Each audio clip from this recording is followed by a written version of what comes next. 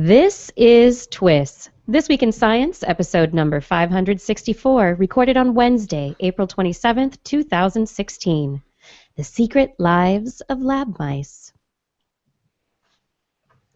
Hey everyone, I am Dr. Kiki, and tonight we are going to fill your heads with cats. Well, one cat. And mice. Lots of mice. And so much science, you won't know what to do with it. But first... Disclaimer, disclaimer, disclaimer. So much progress has taken place over the past few centuries that it is hard at times to consider what effort each individual advance required to reach the modern age.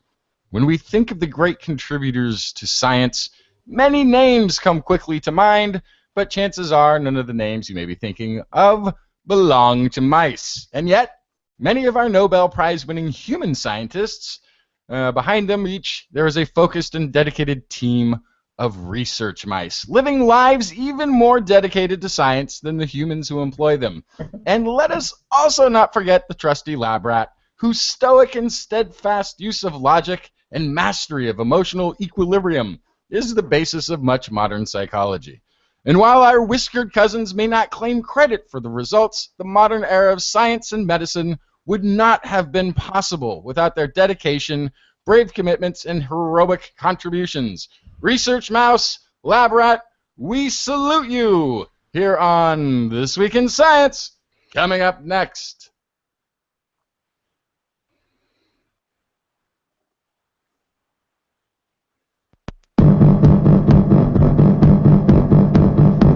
I've got the kind of mind I can't get enough. I want to learn everything. I want to fill it all up with new discoveries that happen every day of the week. There's only one place to go to find the knowledge I seek. I want to know what's happening.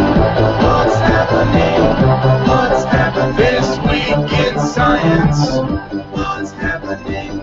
What's happening? What's happening this week in science?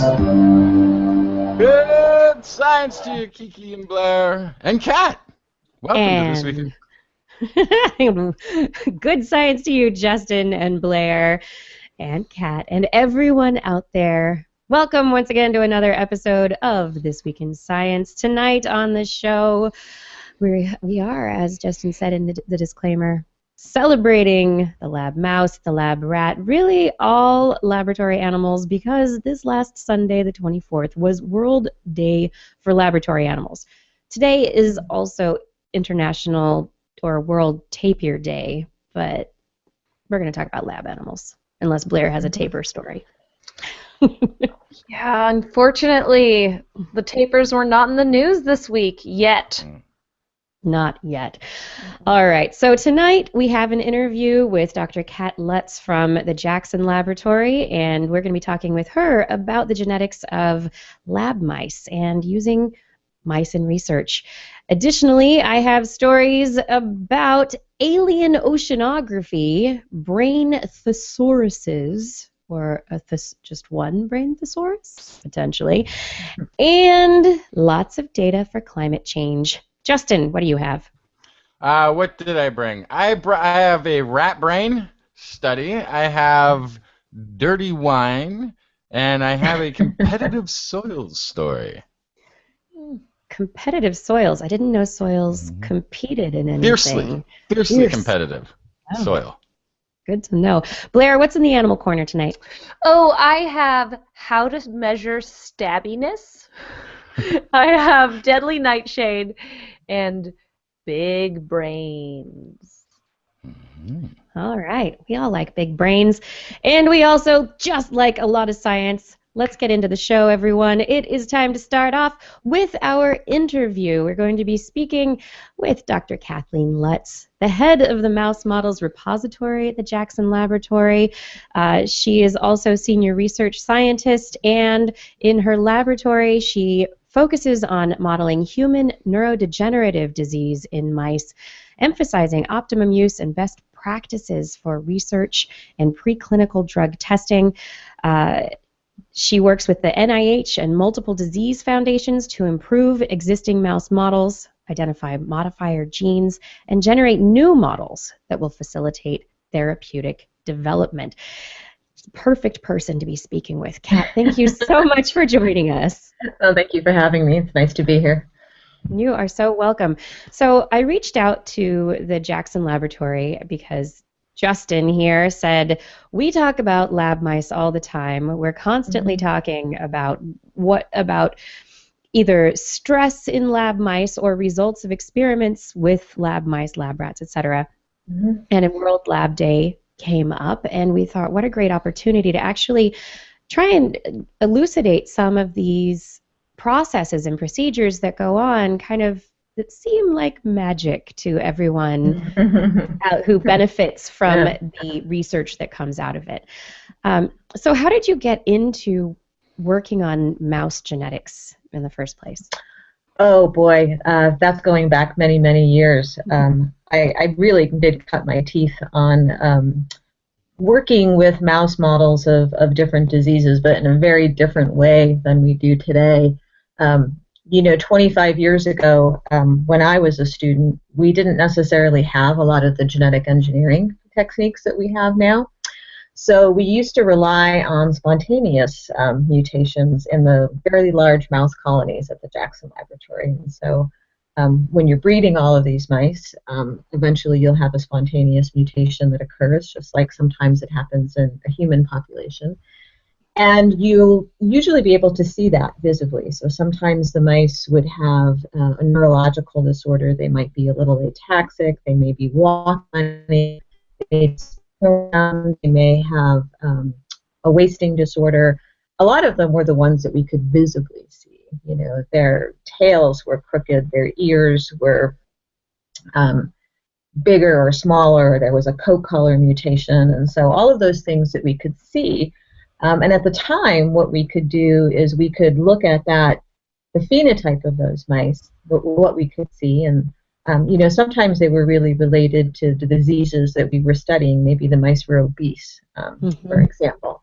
And then we would sort of work backwards from the phenotype and say, okay, can we identify the gene? And that took a long time. I think that actually was a large part of my PhD thesis, took the better part of 6 years, and now you can probably do that in a summer, a couple weeks with a good summer student. Is that all because of technology now? Just everything is just so much. It's computerized or I standardized. Think it's the technology. I think with any area, whether it's biology or science or computers, there's always some very big disruptive innovations, things that happen in the field, discoveries, inventions, technologies that completely change the way we do our work, and we monitor our progress and the way we do science. And for a long time it was this is sort of the genetics approaches, those spontaneous mutations that I was just telling you about. And then in the early 90s, genetic engineering really changed with embryonic stem cells and the ability to do genetically engineered mice in a way that you could target a particular gene, any particular gene that you wanted. And that was huge. And for a long time, we used those embryonic stem cells and those genetic engineering techniques in mice to really drive forward and manipulate the genes that we wanted to interrogate. So if we knocked out that gene, what would happen? If we made that particular gene a null or introduced a point mutation, what would happen? And then we could study the disease mechanisms that way.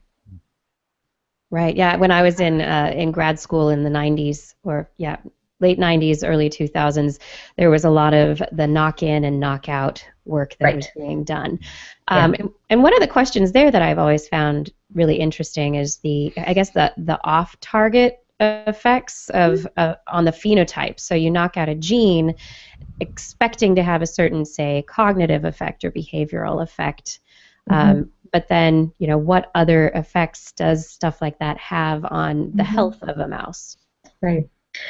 So that's a really good question, and it's a really good point, because mice aren't humans and humans aren't mice, and there's a lot of years of evolution between mice and humans. And so while the genes are conserved and the proteins are conserved, and we learn a lot about, you know, maybe the regulation of a particular gene, the pathways and the proteins that it interacts with, you know, there are some times where we get results in mice that we don't quite expect. Sometimes that actually is very enlightening, because if you're always looking under the street lamp, you're only going to find what's under the street lamp. Right. And so when we do make a knockout or a mutation in a mouse and it doesn't necessarily do what we think it's going to do, that's just, you know, really, you know, sometimes people would think, well, that's really unfortunate. But in the end of the day, it really just tells us more about that gene or more about that protein or more about that disease that we just didn't know before. So it's discovery. I mean, and that's what science is. Yeah, that's an interesting way to think of it.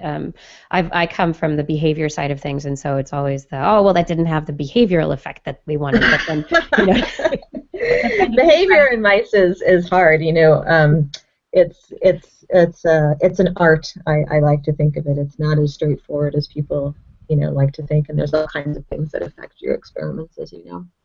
Absolutely. So I guess from a historical perspective,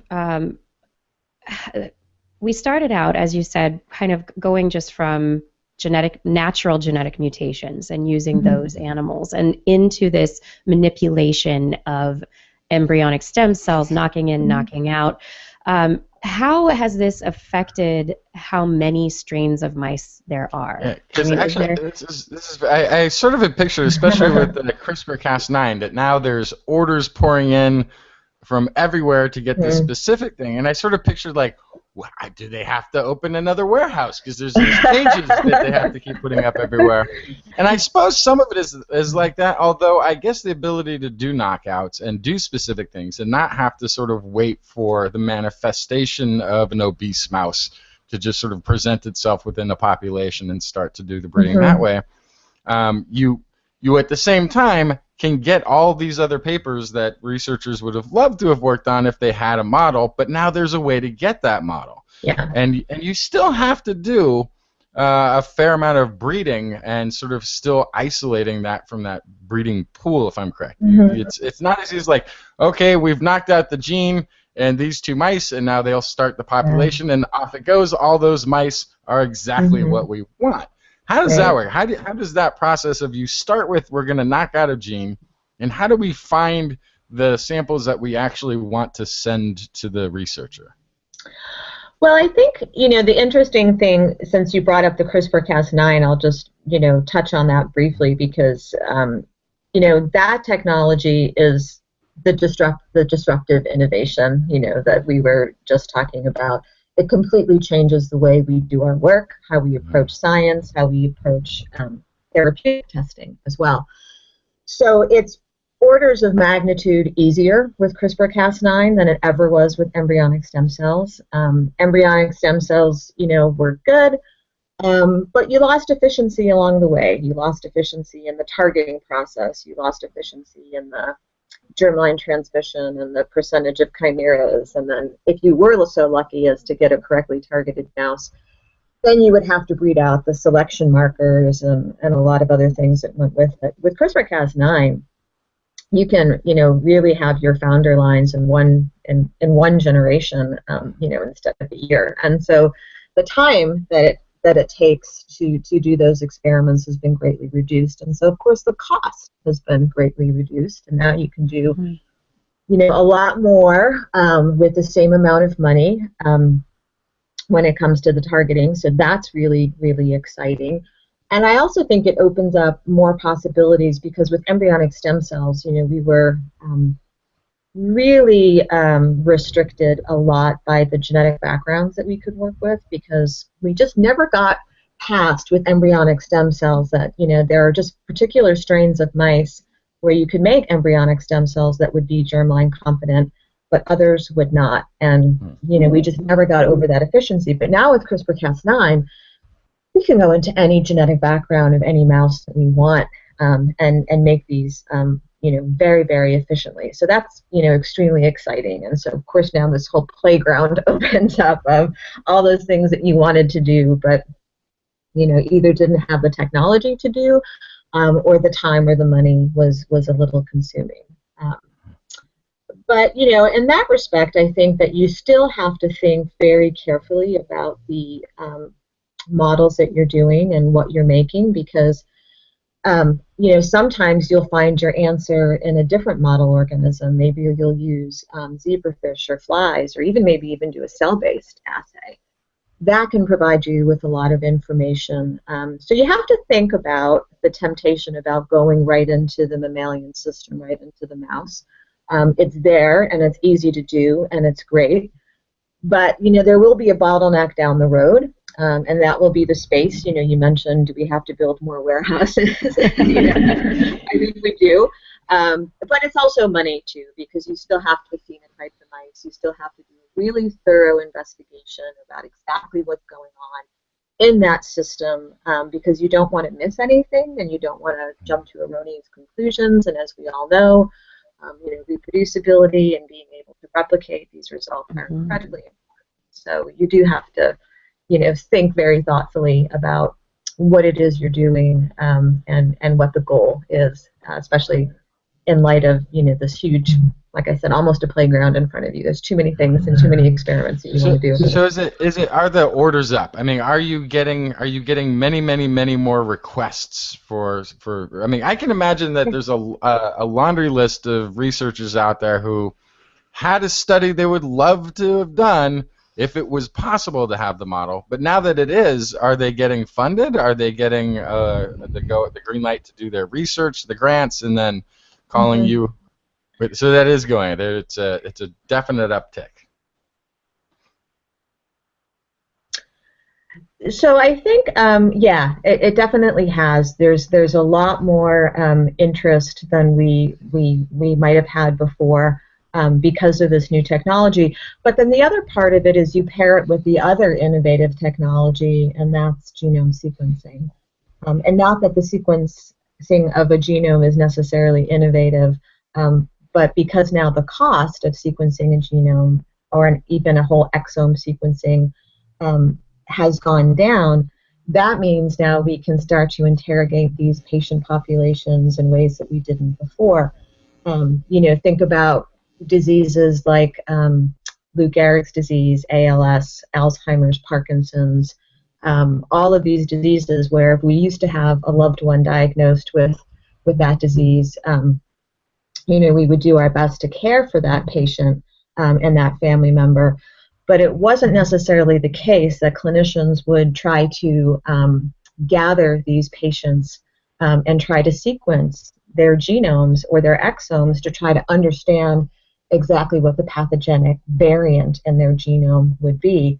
And now they're doing that, and they're doing that with a great deal of success. And so once you've identified the pathogenic variant in the human population, of course, modeling that you know, particular mutation in another mammalian system that you can manipulate more is very powerful. Yeah, it just unlocks all the ability to actually research and look for things that are preventative measures. Now it's not even the question so much of how is this happening. It's how do we actually now take that next step and prevent or deal with it or create a therapy for it. Awesome. Can you tell me a little bit about the Jackson Laboratory Rare and Orphan Disease Center? Sure. So this is a part of the organization that we thought very hard about, especially because of these two different technologies. Most of rare and orphan diseases are monogenic in nature, and that usually just means that they are caused by a single gene. And so if we do have the ability now to do this kind of genome editing for these single gene mutations, we now have the ability to help a population that may have gone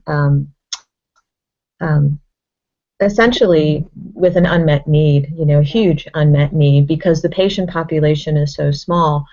And there have been some other, you know, really interesting developments in rare and orphan diseases, and that is that the FDA and the government and have gotten together and really have put some incentives in front of biotech and pharmaceutical companies to allow them to hold patents for longer, to get accelerated approval for therapeutics. And when you're a biotech company, especially, having those kinds of intellectual property and those patents is going to, be what makes or breaks you, as a company and allows you to move forward. So being able to I don't want to use the word capitalize because I don't think that that's the right word, but so much investment goes into biotech and pharmaceutical companies, and most of that at the end of the day is not a widget or a gadget. It's intellectual property, and so they need to be able to profit from that in some way that they can go back and reinvest those dollars in the next disease that they want to. They want to look for therapies for. And so I think that, the Rare and Orphan Disease Center at JAX, what we really want to be able to do is help those disease populations, those patients, those groups, with this huge unmet need, where we can provide those resources to the biomedical community. We can work with pharmaceutical companies, we can work with biotech companies so that at least they have the starting materials in the form of the mice with the proper genetic mutations and the precise genetic mutations as well. And then they can start to interrogate whether or not their therapeutic is really going to have an effect or not. And then once they get a preclinical indication, that gives them and their investors and the FDA a lot more confidence in moving forward with the clinical trial. Yeah, and then not that I maybe I misheard, but you're not also raising orphans for research, right? Is that this is not? No, but that's got to be that's got to be a huge obstacle. If there's only if there's only 1,000 or 2,000 or 10,000 or could be even 100,000 really on the global population that's affected at any given time by a particular mutation or disease, you're not going to get a biotech to pour billions of dollars into just those people. So there does need to be a way for research to be done in that to see, and then to see if there's already a therapy out there. There could already be a therapy out there that's already existing that's effective on it. So that's brilliant benefit Jax is applying that. And I think the other thing that, while we seem to think of, of these diseases, they're rare and orphan diseases, maybe they only affect, a couple hundred people in the population or maybe a couple thousand people in the population at any one given time. A lot of these diseases will have very common underlying mechanisms and very common then therapeutic strategies. And so while you're only going after one particular gene or one particular disease, the underlying mechanisms or the application of a particular therapeutic like an antisense oligonucleotide or gene therapy, while you're only solving maybe that one particular disease today, you're opening yourself up, for a whole suite of different diseases that may have an application with your drug or therapeutic. And quick question, that reminds me too, like when we were talking about how the stem cell use was it was hit and miss, but you learned other things from sort of that process. Is CRISPR giving us that same sort of look, or is it not giving as much of an idea of what else is being affected in parallel? Yeah. I think it's giving us a huge look, and I think that so we mentioned therapeutics that might be able to cure a disease, but we also talked about things that could prevent a disease. And so one of the things that we're always interested in when we make a mouse model, so for example, we have some mouse models of Lou Gehrig's disease, for example, where the mice are very susceptible, to that disease, and they get motor neuron degeneration and, maybe behave classically like we would consider a motor neuron. And we think, well, that's a really great disease model because then we can test therapeutics in it. But what's even more interesting is the mouse, when you put that same mutation in a different strain or a different genetic background, it doesn't get the disease. And so now you're saying, okay, why is this mouse succumbing, to the disease, but this other mouse isn't? And it's the same thing for the patient population, right?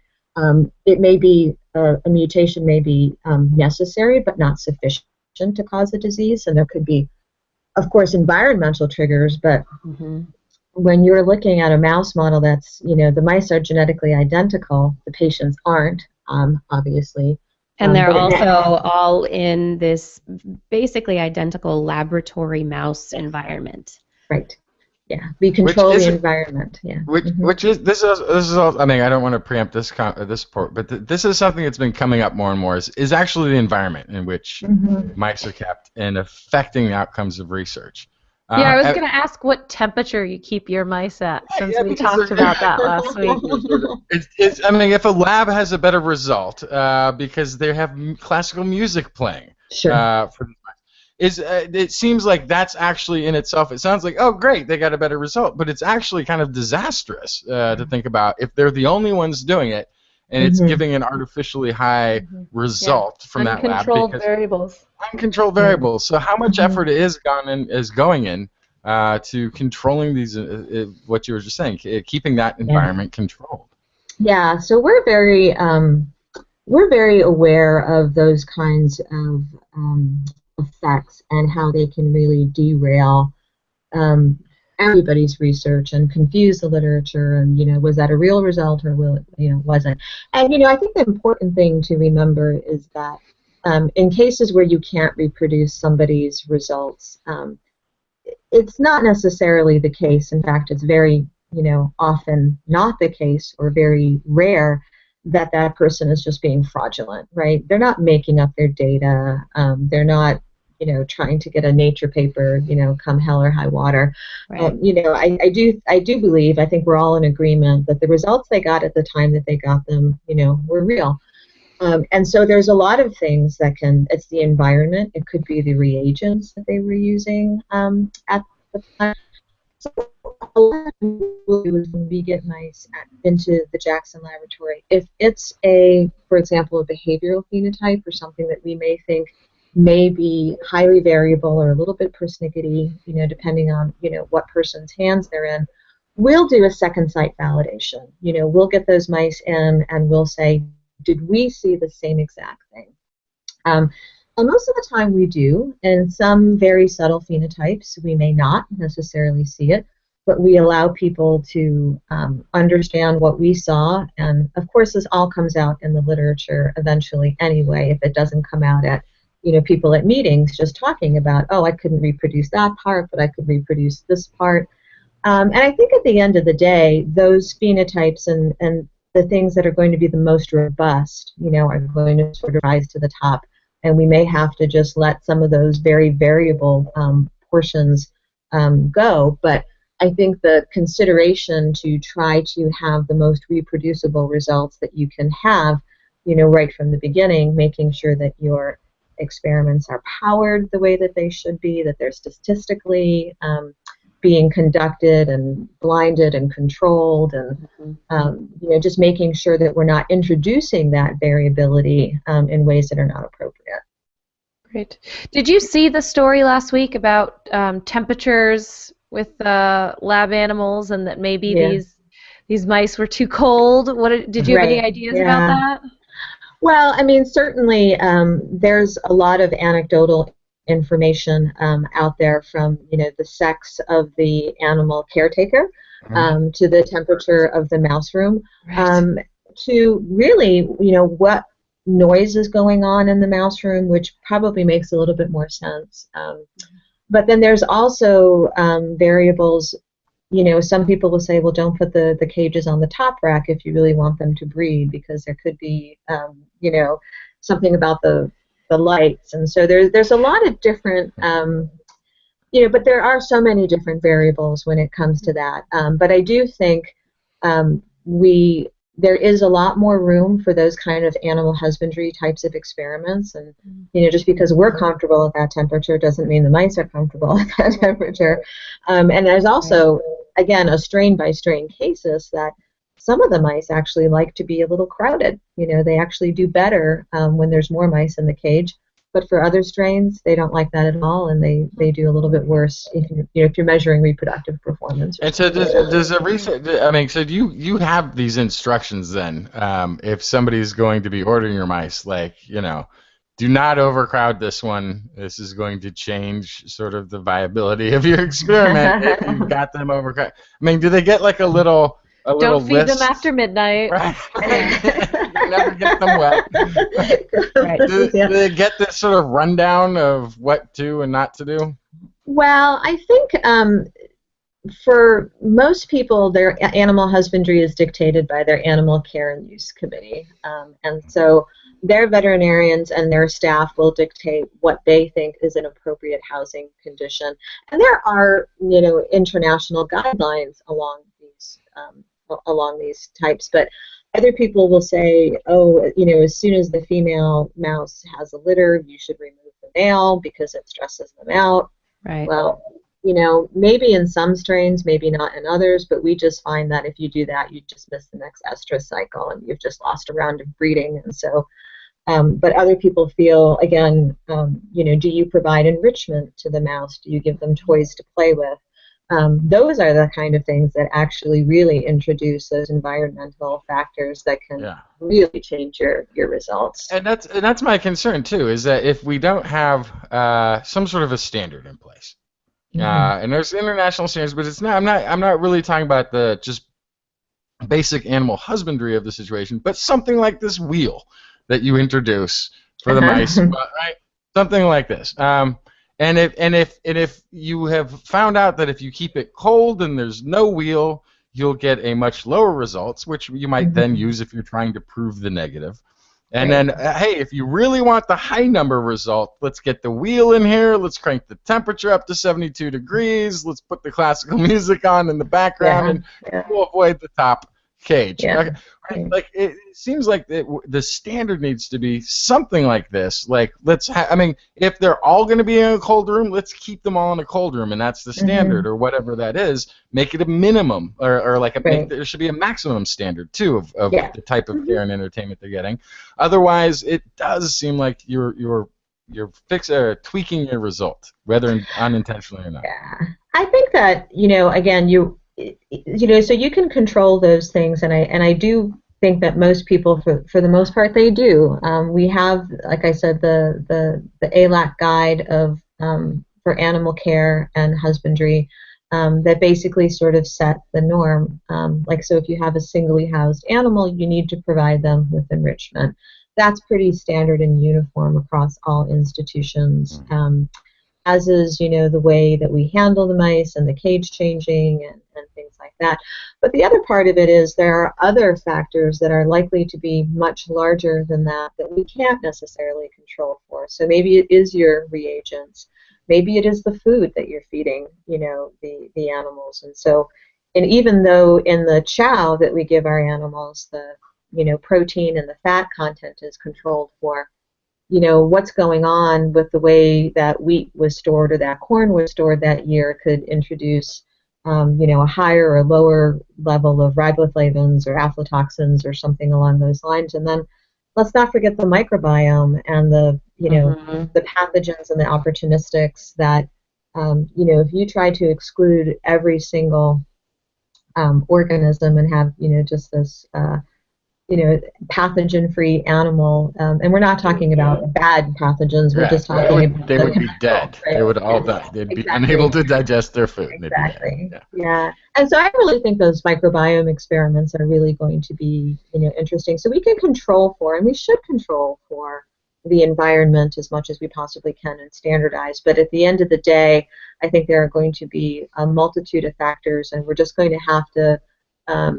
we're going to have to do our best to control for it and make sure that we're running the proper controls in our experiments, because, you may not be able to get exactly the same, result that the other person got, but between your experimental group and your control group, you should have, you should be seeing the same, maybe not value, but the same end result anyway. Yeah. And do you think is it more on the, on the researchers who want to run particular studies to determine the exact strain of mice that they want to use, and then based on that strain, determine all these factors that we're talking about, whether or not they should be housed in a group or housed individually. Yeah, I think, you know, for the genetically engineered animals, we've been a little bit, as I mentioned, constrained to maybe C57 Black 6 or 129 or the common inbred strains. And so in a lot of ways, you know, we have a small number of genetic backgrounds with a large number of mutations that are introduced onto them. And so by and large, you know, they can change from one mutation to the other, but most C57 Black 6 mice, you know, regardless of the mutations that they're carrying, and that's a huge generality, obviously it's not a rule, you know, will give you the same litter size. You know, the females still don't like to be disturbed. You know, just leave them alone, let them have their babies and do their job, and, you know, you'll have a lot more mice at the end of the day. You know, whereas if you keep, you know, poking your head in the cage and looking to see how they're doing, they're going to get a little stressed out and not like that. Some models and some strains are much more sensitive to those kinds of variables than others. Yeah. So yeah, you just have to know your mice, and we certainly provide as much information as we can. You know, we have a whole database and a whole group of technical information support specialists, you know, who will tell you if your experiments aren't working or your mice aren't breeding or things aren't happening the way you think that they should. You know, we'll give you the benefit of, you know, the 75 or 8 years or more of experience that we've accumulated at the lab and pass that on. Someone in the chat room, Ed from Connecticut, is asking, to what degree could modeling, computer modeling even, replace working with live animals? Is this something that, as computer models become more and more sophisticated, is this a direction that Jackson Lab working on this stuff as well? Oh yeah, I mean, I think that to not take advantage of the computational sciences and the computational network biology, we know so much more about the systems and pathways than we did before. So to not be using that kind of computational biology, you know, I don't really know, you know, many groups, many institutions or universities that don't incorporate that, you know, into their science. It's just, you know, another way of doing science. It's computer modeling, and it's you certainly still have to test those hypotheses at some level. And you also still have to fill in all that data that they're modeling in the first place. I mean, this is I think what his point is, this actually becomes more useful if you're considering running some research and would be able to go into a database and find that not only has this been modeled or this experiment been run once or twice or 3 times, and you might still want to run it yourself, but the computer model can show you what those results are based on 3 or 4 disparate studies that all sort of touched on the same gene. But you absolutely have to have done the actual real-world research in the first place. Otherwise, you have nothing to create that model on. That's very true. But I also think, you know, just to add to that, you do have, you know, these databases that have, you know, all of these really great computational software behind them. So, for example, if I wanted to make a particular mutation because I thought, oh, well, we saw this, you know, allelic variant in humans and we think it's going to be pathogenic, hey, let's make it in mouse. Well, before I do that, you know, I'm going to look at the level of the sequence and the genomics and the transcriptome, and I'm going to see if there's cryptic splice variants that exist in the mouse or the human that don't exist, you know, in the other organism or vice versa. And so, you know, you have to take into account, I think, a lot of those changes. And, you know, certainly the networking of genes and proteins and pathways that you can get is really, really interesting. And again, though, you're right. You know, sometimes it'll tell you the experiment not to do. Sometimes it'll tell you the experiment that you think is going to strengthen your hypothesis. But then, you know, you really do have to do the experiment as well. Yeah, and I think there's a lot of computational genomics that is predictive as well. So being able to give you a better guess as to where to look than you would have otherwise. Yeah. And that's really a lot of what the Jackson Laboratory and the Connecticut facility, so we're talking a lot about the mice and the genetic engineering that goes on in the Bar Harbor campus for sure, but we have facilities in Sacramento and in Connecticut is our latest campus, which we just opened, that really takes advantage of the genomics and leverages what we know about the sequence and the genomics to really do science in ways that are much different than we used to do it before. So from your position working in neurodegenerative diseases and also in these rare and orphan diseases and kind of seeing the CRISPR technology come in and disrupt, do you have any, I guess, any thoughts on where you think lab mouse genetics is going to be going in the near future? Yeah, I think it's going to be better.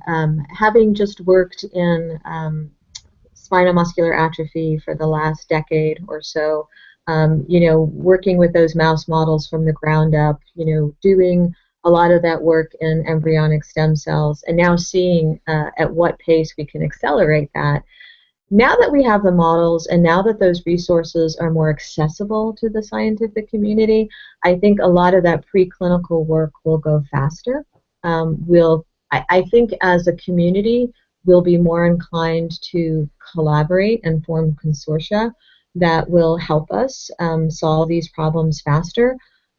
Because I think the days of, one mouse in one lab, the lab that studies this particular mouse mutation for the last 5 years, those days are over. And that's good. I think it's a really good thing because we need to move beyond, just creating the resources. We need to be, moving towards using those resources and the applications, that we need to get for these therapeutics that we just really and they're there and they're possible. I mean, for spinal muscular atrophy, I never really thought when I started working in that 10 years ago that we would have drugs in clinical trials that really, were as powerful as they look to be at this point. But they're there, and I think with this new technology for these other rare and orphan diseases, I think we're just going to get there much, much faster. And that's an optimistic. I think and I am optimistic about it. Because I do think it's going to happen, but it doesn't necessarily mean that there's not a lot of work to do, still behind it. It just makes, the job a little bit easier, but there's still a lot of work to do. Yeah, and then I guess finally to ask as we end the interview, so World Lab Animal Day, we can, take a moment to think about all the animals that help us to come up with our therapeutic treatments, to come up with our understanding of the human body, of the animal body systems, how it all works, and how we can fix it when it's broken. Do you see a day? Do you think at any point in the future will we know enough to get rid of the animal models, or is the lab animal? Is it something that we should respect and understand and accept that we're going to be working with it for a long time to come? Well, I think for sure we'll be using animals in research. I think just from the standard that we're not ethically going to conduct these experiments in humans. Right. We're just not. But to your point, I think the idea of and we do this now. I think every researcher I know in the United States and Europe and around the world are incredibly cognizant of the care of the animals, how many animals we're using. We certainly, the 3 R's with the reduction of the animals is very much in the forefront of our minds. We don't want to be using animals unnecessarily in the research, whether they're flies or mice or anything else for that matter. So that really goes back to incorporating all the tools that we have. We may do a cell-based assay and make those mutations in a cell line, before we even think about going into mice. We'll do the computational work behind the scenes to make sure that we're not just taking a wild shot in the dark on a hypothesis. They're going to be well thought out. And I think that that's where we have, good regulatory systems in place, not only in the way that we use animals and house animals, but in the way that we do our peer-reviewed work on our grants. If you're really not putting together a good hypothesis, and there's flaws in your experimental design, you better believe your review committee will tell you that, we're not going to fund you because this is why we think you're wrong, and here are all of our suggestions, and you can go back and certainly resubmit that. And I can picture a day, perhaps 100,000, perhaps sooner, perhaps much longer from now, when the ancestors of a group of escaped transgenic doogie mice with their accelerated learning and memory discover the archive of hominid research through their archaeologists, and discover that everything they need to know about curing any disease that befalls them is there in that archive. I think they'll very much appreciate the work that's been done. Yeah, we're doing a really good job at curing mice of all sorts of things. Oh, yeah. And I think that's a good point too, because I think in oncology, nothing, that statement is more true than anywhere else. Where again, mice aren't humans and humans aren't mice, and just because you get a positive finding in a mouse, whether it's a neurodegenerative disease or a metabolic disease or an oncology indication, you really have to think about mechanism. You really have to think about your outcome measures and look carefully, because the mice are telling you information. They're not going to tell you whether or not you have a cure in front of you. And for that, the preclinical model is a way to give you confidence to move forward, and the more data that you have and the more thoroughly you can interrogate it and be your worst critic on what exactly does this mean. Are the same biomarkers there? Are the mice dying of the same things or suffering from the same ailments that the human patient population is? So those are the things that you really have to look carefully and be your own critic on that. And then I think that we'll get to the point where we really believe that the mice do translate, and they will translate if you're watching and listening closely. Yourself being, maybe overly optimistic, or if it's just not the right, area to be interrogating, or the right disease to be modeling, then, you may have to go with something a little different. Thank you so much for your time tonight. It's just been wonderful to talk with you about the work you've been doing, and just in general, how this all works, and Well, I'm happy to have been a part of the conversation, and thank you so much for having me. This was fun. This was great. And for everyone out there, if you want to find out more about the Jackson Laboratory, you can go to jax.org. That is their website, and they're also on Twitter as Jackson Lab. And Kat, I don't know if you're on Twitter or anything, but it was wonderful once again, and thank you for staying up late with us. Not a problem. My pleasure. Good night. Thank you. Thank you. All right, everybody. I hope that you have had your information quota filled for mouse research. That was a fascinating conversation. And this is This Week in Science. We're going to keep moving forward with the show. It's going to be a really long show to get tonight. You guys in for this? Yay. Because do you know what time it is? What time is it? It's time for Blair's Animal Corner. Oh my goodness.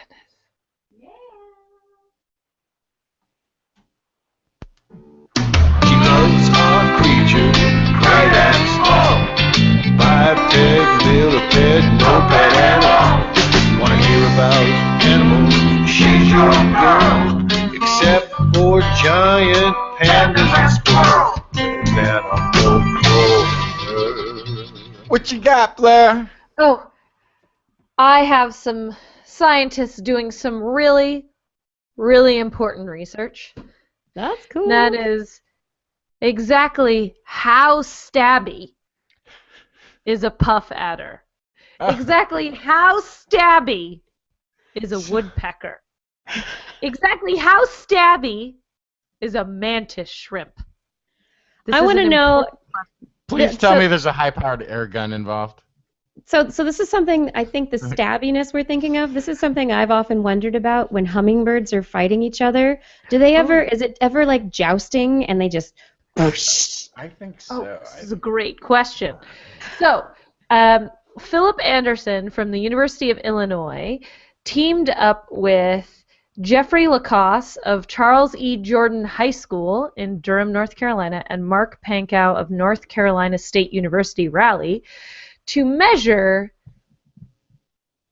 really stabbiness is the best way to describe it. It's how animals puncture things and what animals are the best, have the most force for puncturing things. So they did this first by trying to figure out what parameters you use to measure how things pierce things. So they started by using an arrow shot from a crossbow into ballistics gel. And ballistics gel is usually used to simulate human flesh. It's usually used on Mythbusters. This is where we've seen it. Yes, this is where I've seen it most. Yeah. Is on Mythbusters, exactly. But so it's a replacement for human flesh, right? So the way things are punctured is actually, it turns out, very complex, which they figured out by using high-speed video on these arrows going into ballistic gel. So first, the object, let's say the arrow, hits the target with enough energy to initiate a crack in the target's surface. This is where our body would get a cut, right? That impact creates stress waves, which moves through the target material like sound waves, and these waves interact with the edges of the target, creating deformation or a wound. Right? After the initial impact, the arrow must open up new surface area inside its target, deepening the wound, breaking molecular bonds and overcoming friction to penetrate more deeply. And the target material builds up elastic energy as it deforms. At a certain point, the elastic energy in the material causes it to push back against the arrow. And if the elastic energy is large enough, it can eject the arrow, or this is where the arrow stops. Okay.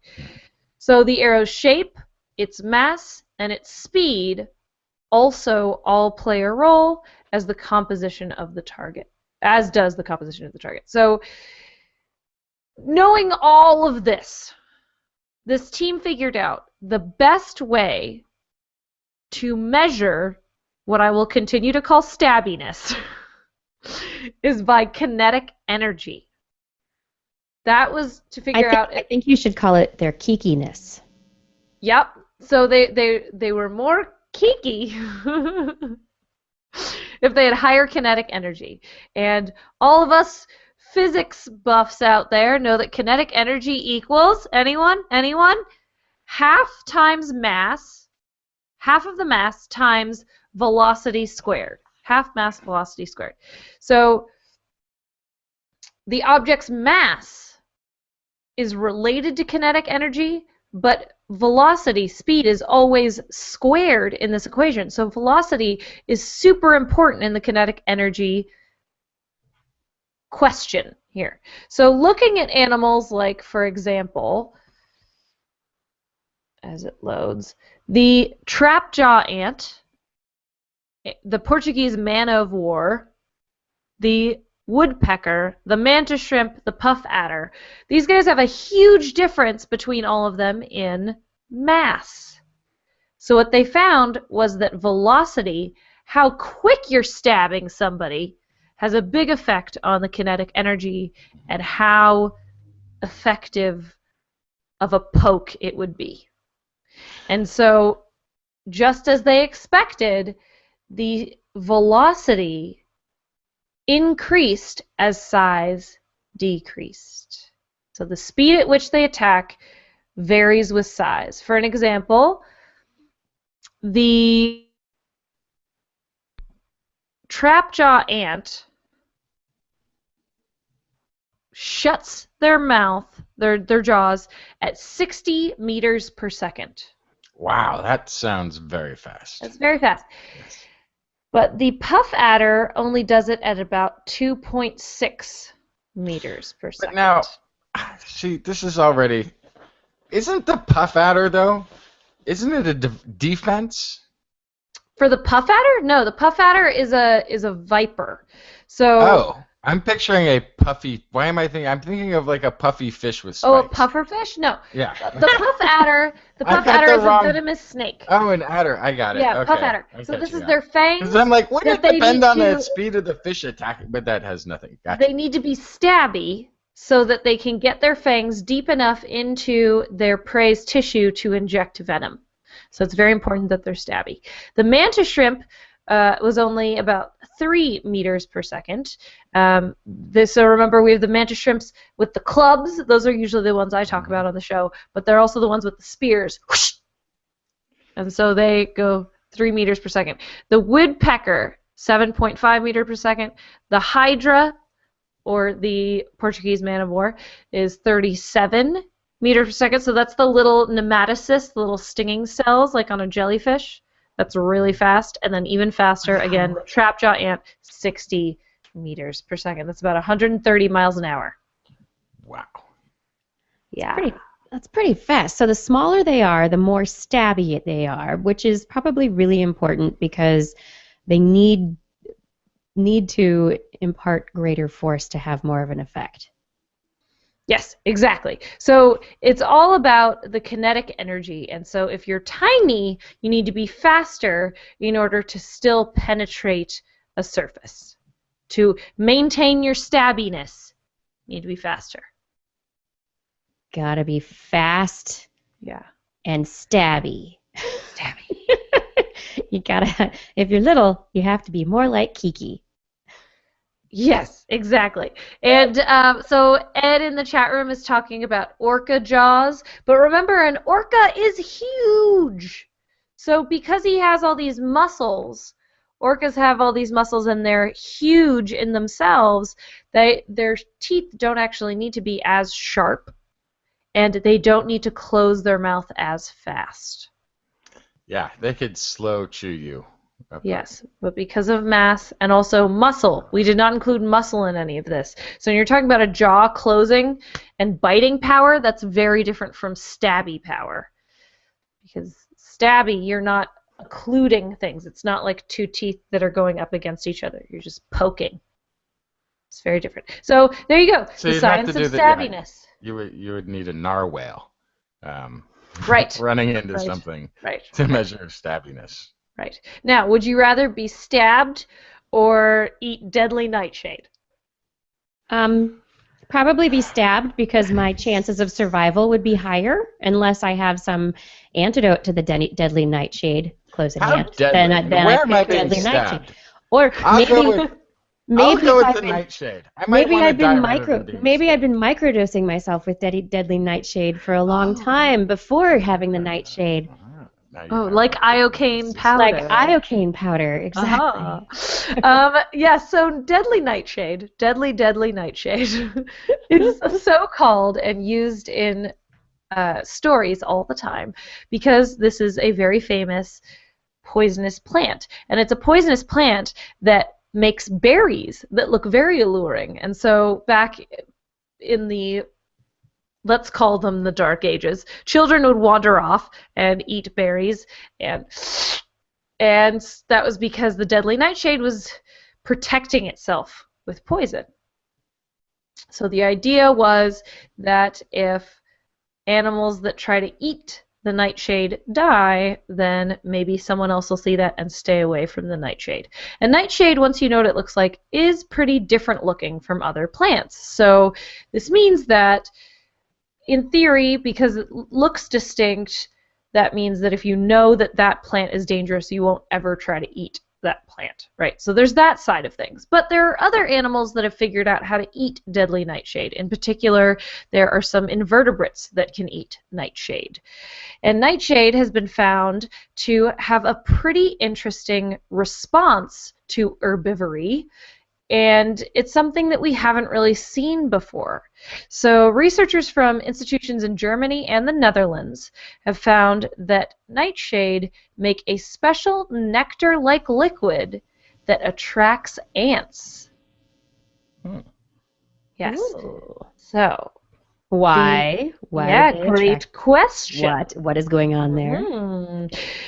So the nightshade, when something starts to bite away at it, then they exude this nectar-like liquid, which turns out to be essentially just sugar water. It's even way more simplistic than any sap you've ever seen, and it's essentially just water and sucrose. And this is specifically made by the nightshade to attract ants.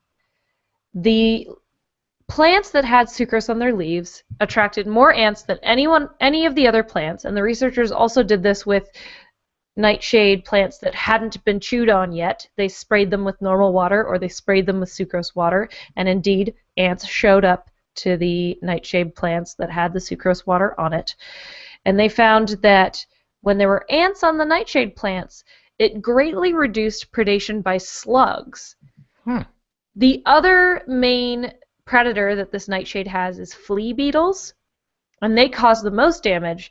The ants couldn't drive away the flea beetles, but they did remove beetle larvae from stems where they had buried themselves after crawling up and out of the dirt when they had been hatched. So the ants do protect the plant against beetles in future generations. That's brilliant. Yeah. So I wonder if by removing them, if they're just removing them out of the goodness of their heart, saying this little thing's in the way, I want to have a nice smooth stem, or if the ants are taking them home and using them as a proteinaceous food source. Could be. But it also could be a deal that has been worked out over many, many, many, many years. An evolutionary handshake, so to speak. Exactly. So that's the question. Which came first, the sucrose or the ants? So as far as we know, this is the first instance of a plant exuding material from a wound for the purpose of protection. Right, because we hear a lot about other compounds that are used to keep predators away.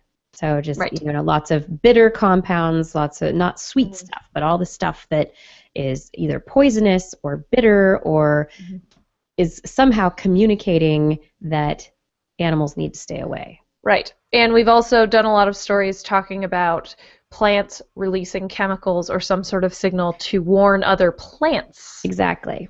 Yeah. But this is the first time we've seen a plant exuding something from a wound to attract another animal to protect them. That is definitely new. Oh, this web of ecology. I love it. Yes, yes. So the deadly plant is now covered in sugar water. Resist it if you can, kids. Oh, gosh. With those nice, yummy berries. Yeah. Dear. That just gets worse. It gets worse and worse, this story about the nightshade. All right, everyone. This show is not going to get worse and worse. We have lots of science news out there. In the second half, we're going to take a quick break right now, and we're going to come back because I have stories about alien oceanography and the brain thesaurus. Yeah. So hold on to your hats, everyone. This is This Week in Science.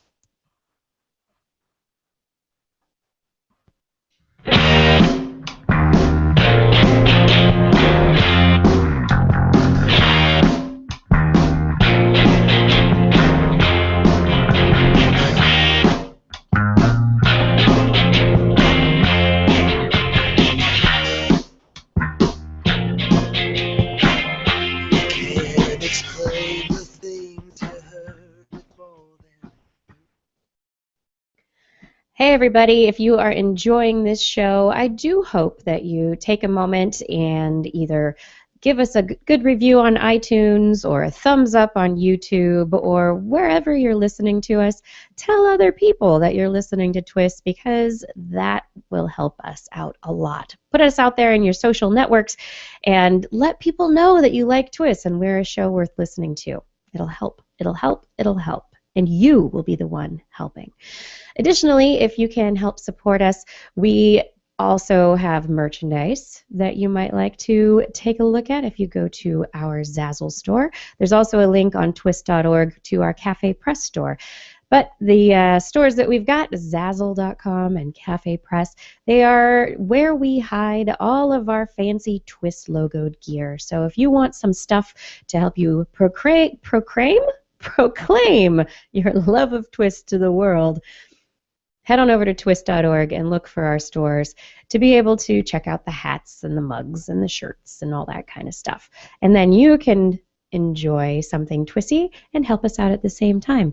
Also, if you're able to, we do take support in a financial sense from our listeners. So TWIS is supported by listeners like you right now. All the stuff we're doing, it's paid for by you. As you might have noticed, we don't have any advertisers. And I don't really want to take advertisers unless I know that they're going to be advertisers you really, really, really are going to enjoy having or hearing about, right? I want this show to be executively produced by the listeners. You are the ones who basically decide how this show is going to happen. We want to hear from you. We want to get your help. We need your help to keep this show going. And you can help us in a couple of ways by going to our website, twist.org, and looking for the PayPal buttons, which you can click and donate pretty easily. We also accept donations through Patreon. Patreon.com/thisweekinscience is where you can find a way to support us there. And you'll get little gifties in return at various levels of support on Patreon.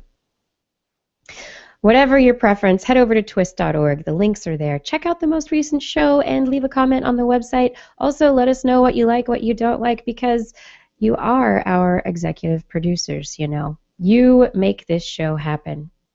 We thank you for your support. We really could not do it without you.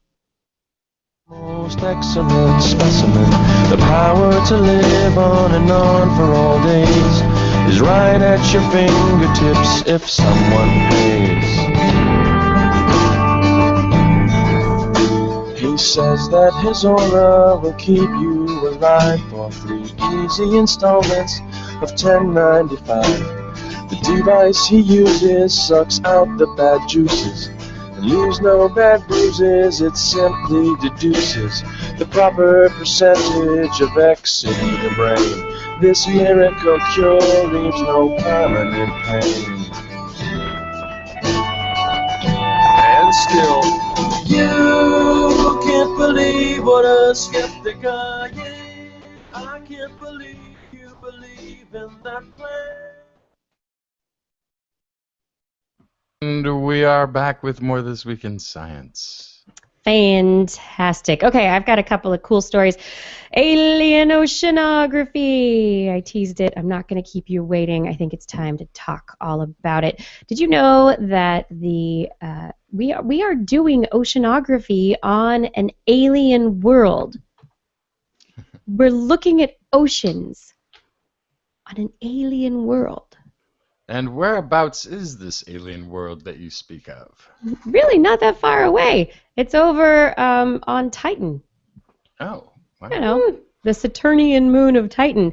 The Cassini mission has been exploring Saturn, its rings, and its moons for many, many years now. And over several years, it did flybys over Titan and took lots of nice pictures and looked at temperature, infrared information, did radar mapping of the surface and under the surface. And it was a while back that it was found that Titan has lakes or giant oceans that are about the size of the Great Lakes at the North Pole and also at the southern pole of its moon. So the moon really is kind of like a world, like Earth. It's got a high nitrogen atmosphere, like Earth. I mean, it's got a lot more nitrogen than Earth does, but high nitrogen atmosphere. The difference is it doesn't have oxygen in the atmosphere. It has methane and ethane, and it's thought that the methane and the ethane falls out of the sky like rain, right? Well, it also collects on the surface of on the surface of the moon, And in looking at this, some researchers recently published their findings that these lakes are completely, these oceanish lakes are completely filled with methane. They thought they would get measurements of methane and ethane mixed together, but they didn't. It was all methane. So that's an interesting question that they haven't answered as to why, where did the ethane go? Additionally, because of their radar measurements, they were able to bounce radar off the bottom of these lakes, and they found that they're not hard pan bottoms, but actually rather soft. So there are materials or sediments at the bottom of these bodies of water. And then also, you would think that there is runoff from the rains as it falls onto the surface of the moon, and those would create little rivers, streams that would run into these bodies of water, and you might find similar kind of heating and cooling of the land around these oceans as we do here on Earth, where the sun shines on the land, warms it up a little bit more than the bodies of water, because the bodies of water, or in this case methane on the moon, are temperature reservoirs and don't heat up as quickly as the hard rock surface. Well, what they found is that the surface around these oceans heats up at the same speed as the oceans themselves, which makes them think that there are wetlands. So kind of like marshy, wet areas, as opposed to very specific streams and hard land and beaches. You're not going to find beaches like we have here on Earth on the edge of these oceans of methane. You're going to find marshlands. Like in Florida. Yes, swampy, yeah. but without plants. Right. There's that. There's that. But otherwise a bayou, basically. Yeah. So there's this really interesting finding, and I was really struck by the idea of these bodies of water on a planet like moon in our solar system, but it's still alien. It's completely different. You know, similarities are there, but it's different. Seas of methane, you know, marshlands, but without any marsh reeds or animals. Yeah, forget Mars. I want to go there. Yeah, I want to go there, and I want to drop down some sort of marsh rover, some sort of hovering bayou. You mean like a fan boat? Like a fan boat. That's the one. That's what I'm thinking of. Yeah. I don't know, like a fan boat rover to go around and do some investigating. Yeah, I mean, it would be amazing to get something on the ground there roving, or on the water roving. But it's a wonderful time now that we are able to take information like that the Cassini mission has found, and also from other missions that are going to different planets. And, you know, not only are we doing geology and geochemistry on Mars, we are also doing oceanography on Titan. It's just a very, very, very fun way to think. Room is pointing out Titan also has up to 1,000 times the oil deposits that we have. From the hydrocarbons, most likely. Hydrocarbon marshes. Yeah. Ben so we need a pipeline. Titan is like the fossil fuel industry's dream world. Forget Keystone. Yeah, the hydrocarbons. It's not fossil fuels, but darn. But there may be oil deposits there. Yeah. And then another really interesting story that came up this week, I thought was so fascinating, is researchers at the University of California, Berkeley, have created what they're calling, quote unquote, a semantic atlas of the human brain. You know, we've had conversations about what area of the brain lights up when I say apple and you think about an apple. You hear me say apple. What part of your brain lights up? Does the same part of our brains light up in the same way? That's what these researchers have done. Wow. They have this is fascinating, because this is that whole, if we had a direct-to-direct Ethernet connection between our brains, would we understand each other at all? Because my apple could be where your blue is, or something. Like Exactly. where we stored stuff could make a huge difference. And they looked at, oh my goodness, I'm this excited. is what they looked at, and their study process was really, I would have loved to have been a subject in this study, but it's been published in Nature, and they recorded, I believe they said 6 individuals, so it's not a large sample set. So we're not like, this is, so there's 7 people altogether, 7 native English speakers. So these aren't just people who learned to speak English after learning a different language. These are people born and raised speaking English.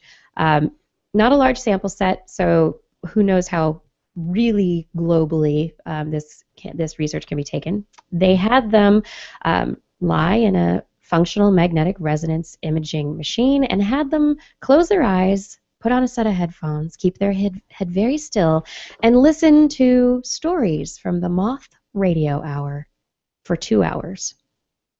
The entire time, they were tracking what parts of the brain increased their blood flow in response to certain words. And what they found is beautiful and fascinating. They discovered that the human brain, from these 7 individuals, there are parts of the brain that are common across all individuals. There are that respond to the same words or the same categories of words. And there are individual differences at the finer scale resolution of how that's organized. So I'm showing a video right now that has a bunch of words painted over a picture of the brain, a model of the brain, and we can see that there's a word top, and the word top will be found in an area of the brain that's related to clothing and other things like that. Additionally, there's top as in location, so related to up, down, a place in space, a house, that kind of thing. There's also top in relation to other words that you could imagine top being related to. And so they found, as I said, there's a global similarity. So things related to visual imagery were found closer to the visual portion of the brain. Things related to, say, auditory words, I don't mean things, I mean words that were more evocative of hearing were closer to the auditory cortex. Words were spread out all over the brain in different places, but this just goes to show that there is some kind of mapping that is relatively conserved across individuals in how the human brain decides to put words together. There are definitely individual differences, so not every brain is exactly the same, but certain categories do tend to appear in certain places. And how big was the sample size for this? 7. So not large at all. And I'd be interested if there was a cultural difference too. And that's not something that's been looked at yet at all. Yeah. I think it's very interesting for starters that there's definitely this consistency. And then that's what I would be really interested to see is how much the consistency is conserved across language barriers, across cultural barriers, across gender barriers, across all these different things. Right. It could really change where you store things in your brain, couldn't it? I mean, we don't know, right? So and sort of what I took away from was not a consistency. I took it, somehow I'm taking it differently. I'm saying this would make this sort of brain-to-brain to direct communication thing even more fallible, because it's not so much just about where it's stored, but there are, it looks like what the continuity is sort of on the line of, this is a food item which elicits parts of the brain that react to a food item. This is a word that means listening, and now my audio cortex is sort of getting involved in what that means. But it doesn't seem to say that an individual word has any direct context between two brains, other than it may be reflected in certain parts of the brain where those connections are more likely to be made based off of the word's meaning. So, but there definitely is something to come out of this that we will find as Kenneth Wang, who's a program director at the National Science Foundation's Information and Intelligence Systems Division, says to show how data-driven computational methods can help us understand the brain at the level of richness and complexity that we associate with human cognitive processes. And it's going to be really interesting to see, how this is going to be how this will inform artificial intelligence and language processing. How will it inform the way that we design computer programs to understand human speech? I think that will happen first before we start really doing, direct brain-to-brain imaging like we've talked about before, kind of at that far future science fiction level. But I think it's, have you ever gone to the websites that are like the visual thesaurus, where you're able to, you can put in a word and then it shows you a visual map of all the words that word is connected to.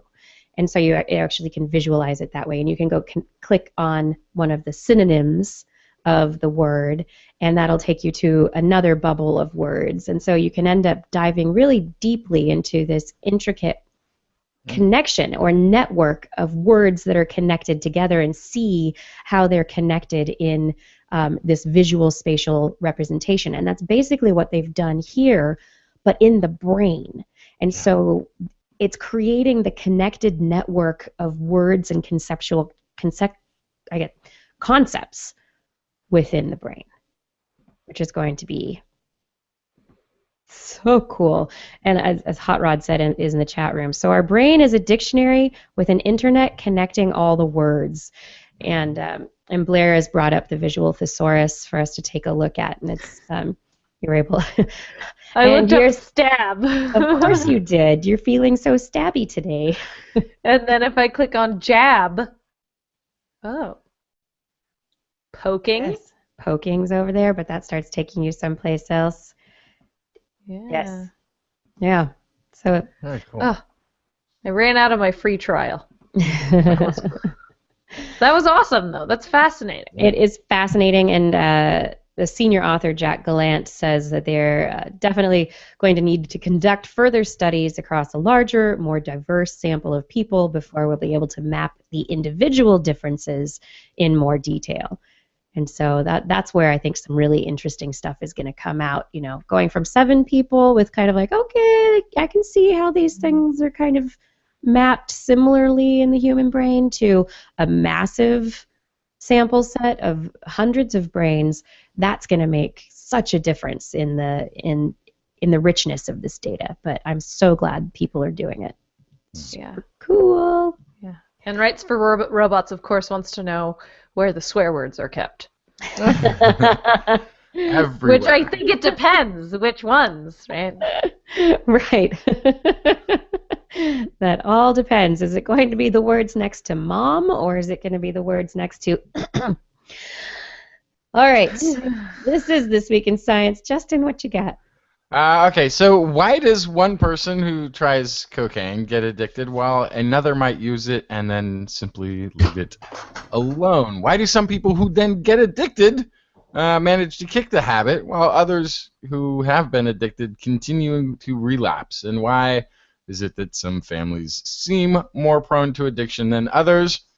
There are, of course, a myriad of social, environmental, psychological factors in each of these individual cases. However, it may also have a lot to do with specific genetic factors that vary from individual to individual, according to a new study with rats.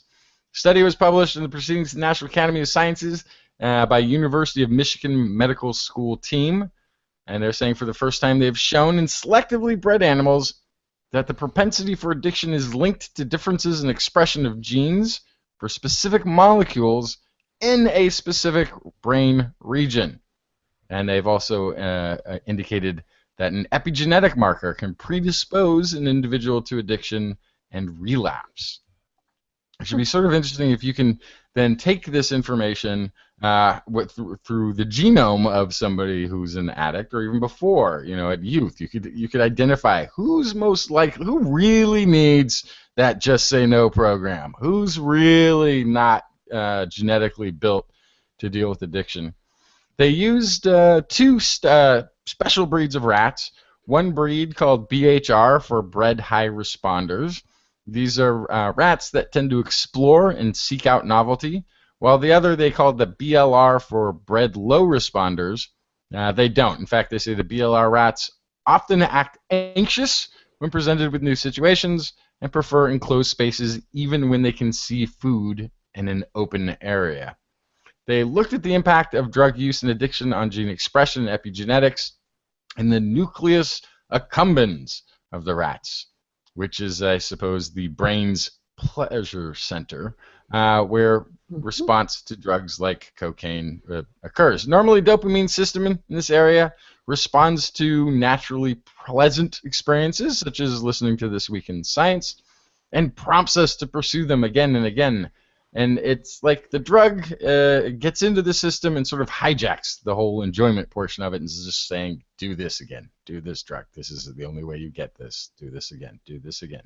Researchers looked at the rats' brains for genetic instructions needed to make a key pleasure receptor. This is D2. D2 that allows the brain to receive signals sent by the dopamine chemical. Or cocaine, depending. This is what is that receptor signal in the brain that's listening for this. They found that more addiction-prone high responder rats had lower levels of D2 instruction to begin with compared to the other rats, and in the area of the brain that we were talking about, the pleasure center. The addiction-prone rats were also more likely to carry a specific mark on their DNA called an epigenetic tag, H3KN or H3K9ME3, which you'll never hear again, that kept their brain cells from reading the gene for the D2 receptors. So they have this epigenetic tag, which is sort of blocking their ability to create the D2 instructions to begin with. But after they became hooked on cocaine, the addiction-prone rats had the same levels of D2 as the less addiction-prone ones. And when the cocaine was taken away, these rats were more likely to relapse to addictive behavior. It's interesting. So they didn't sort of have their pleasure center receptors in place, and then they got the drug. They became in place. It became active, and so the addiction was the only way that they maintained that pleasure center after that. They also So is the take home here that because they're able to look at these rats and connect this with particular genes? Could we start? Could we start looking for particular genes in individuals to find out whether they would be more or less addiction prone? So yeah, there's that part. So there's the preemptive thing, like I was saying. You would test 12-year-olds, I suppose, and start. That sounds like a personal security. Like, hey, just test me because you need to know. Well, yeah. I'm sure we all know people. Everybody knows somebody who at least knows somebody who's struggled with addiction, right? But I've known a lot of people, and let me tell you. But does that mean that everybody should be tested at a particular age? No, but it does mean I know people who have chose to not indulge in pretty much anything because something runs in their family. And right. This is proof that it can run in your family, which yes. I think is very interesting, that we've always kind of suspected this, that it is an inherited trait, a kind of a likelihood to become addicted, or people say they have an addictive personality. That could be genetically based, right? But then on top of that, this is a way that you can then potentially, if you think that you're predisposed, you can decide to look into it if you want. Yeah, and having finding and discovering that you have a genetic weakness towards a chemical or towards a drug or towards, it's like, you test kids for allergies. Why? So you know what food not to give them. Yeah. All right, well, you test them for something like this, and you can say, hey, look, it might be just an additional counseling or education on it in a classroom where they separate, they separated the boys and the girls in like 5th grade. They can separate out those at the high risk for a special class on how to manage your future on this planet, because this is an exceptional risk for you that it might not be for your peers. So and that's the thing, when I've known people with addiction problems and the like, it's not like I or anybody else around them wasn't engaging in the same behavior. So there is all the other factors. There's this sociological, psychological, environmental, but there are people who are going to get addicted harder and faster and more severely than their peers. So, right, and this kind of stuff, I think. But that's the first. That was the treatment for relapse is probably where the most interesting. Right. Stuff, so that's the second part, right? The first part, you could preemptively sort of foresee what's going on, but also, if we figure out then how to create therapies that address these specific receptor, like the D2, and perhaps find a way to keep it active with supplementing it with something other than this drug. Then we're creating therapies that prevent these relapses. So. This is a fantastic study, and it's right on the heels of sort of what we were talking about in our interview. Is not just being able to find the connections between things. We can actually use this sort of information to develop the therapies. Well, and I also see this information as being socially helpful, in that I think there's still kind of this pushback of wanting to characterize people with addiction sometimes as being, not having the strength or having a character flaw, but other people will tell you it is an illness, and this is a great example of exactly how it is an illness. It's a problem that can be stemmed in their genetic makeup, and it's not something that can be so simply written off as a character flaw or something like that. There's actually a predisposition in there. There is, and I almost wouldn't then qualify it even as necessarily an illness, but acknowledging that what the environment will affect different people different ways, and that we do have weaknesses that our friends and neighbors don't, and that weakness isn't necessarily an illness. I mean, in the way I'm now sort of thinking of this and picturing this, the addiction and everything is I guess you could categorize that affect in life as being an illness, but this is really sort of like not having the proper spyware on your computer, and that. Well, it's just like everybody having can go to the same to any other disease, right? You're predisposed. You have you know that going into it. There's certain things you're not going to go out of your way to do, right? Just like if you're told you could be predisposed to other diseases. Correct. You're right. Continuing on the lab animal and cool research for treating human front, there's a very exciting study related to Fragile X syndrome. Fragile X is a genetic disorder. It affects one boy in 4,000 and a girl in 7,000, so it's more common in boys than in girls, but it's specifically caused by a mutation in a gene that ends up through a sequence of steps failing to make a protein called FMRP. And some researchers have shown that if you delete the gene that makes FMRP in a part of in the hippocampus, where it's responsible for memory formation, it causes memory deficits in mice. And so they created a knockout model we talked about. They took this gene out, they deleted this gene from mice, and created a mouse model for Fragile X disease. With this mouse model, they've been able to actually pinpoint this chain reaction of stuff that starts with the loss of the protein FMRP and ends up with a loss of memory. So if you don't have the protein, you can't form memories, right? No FMRP in the hippocampus, no new memories formed. And when this happens, with Fragile X starts being observed in babies when they're very young. So this is something that you want to try and catch and treat as soon as possible.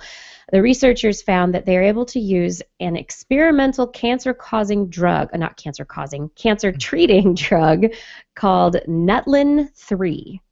And it's an experimental cancer drug still, so it's not completely through all of the regulatory process. However, because it works on certain aspects of the signaling cascade of this chain of cellular communication events, they were able to, they thought, hey, why don't we try using it in these Fragile X mice? So they gave about 10% of the dose that you would give to a patient who's undergoing cancer therapy. They took a very much smaller, very small dose, and they gave that to the mice for 2 weeks. And when the mice were tested for memory, a month later, they actually were able to remember what they had seen and smelled in initial memory-forming events. So this experimental cancer drug, somehow it pinpoints some aspect. It gets in the way of whatever gets messed up by the deletion of FMRP. And it continues the signaling cascade so that it's as if the FMRP was still there. Interesting. Yeah, so now it's an idea. The idea for this is that if they can get through all the testings, right now this is a mouse model, there are lots of hurdles that are ahead, but potentially this could be a treatment for Fragile X, and it could also give Fragile X children also show autistic syndrome symptoms, so it potentially could give a lot of insight into the autism that comes along with the Fragile X in these individuals. So mouse model moving into human treatment. So this is another really cool story. And then we talked about also, this one isn't into animals yet, but I actually hope that it will be soon.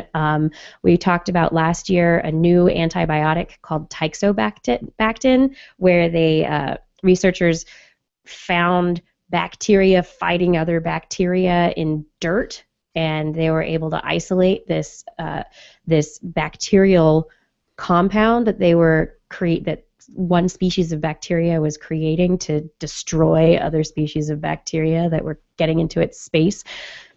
They found it, and using the Teixobactin as it was naturally taken from the bacteria. So if you just get the bacteria to make the Teixobactin is amazing at being an antibiotic, at killing bacteria.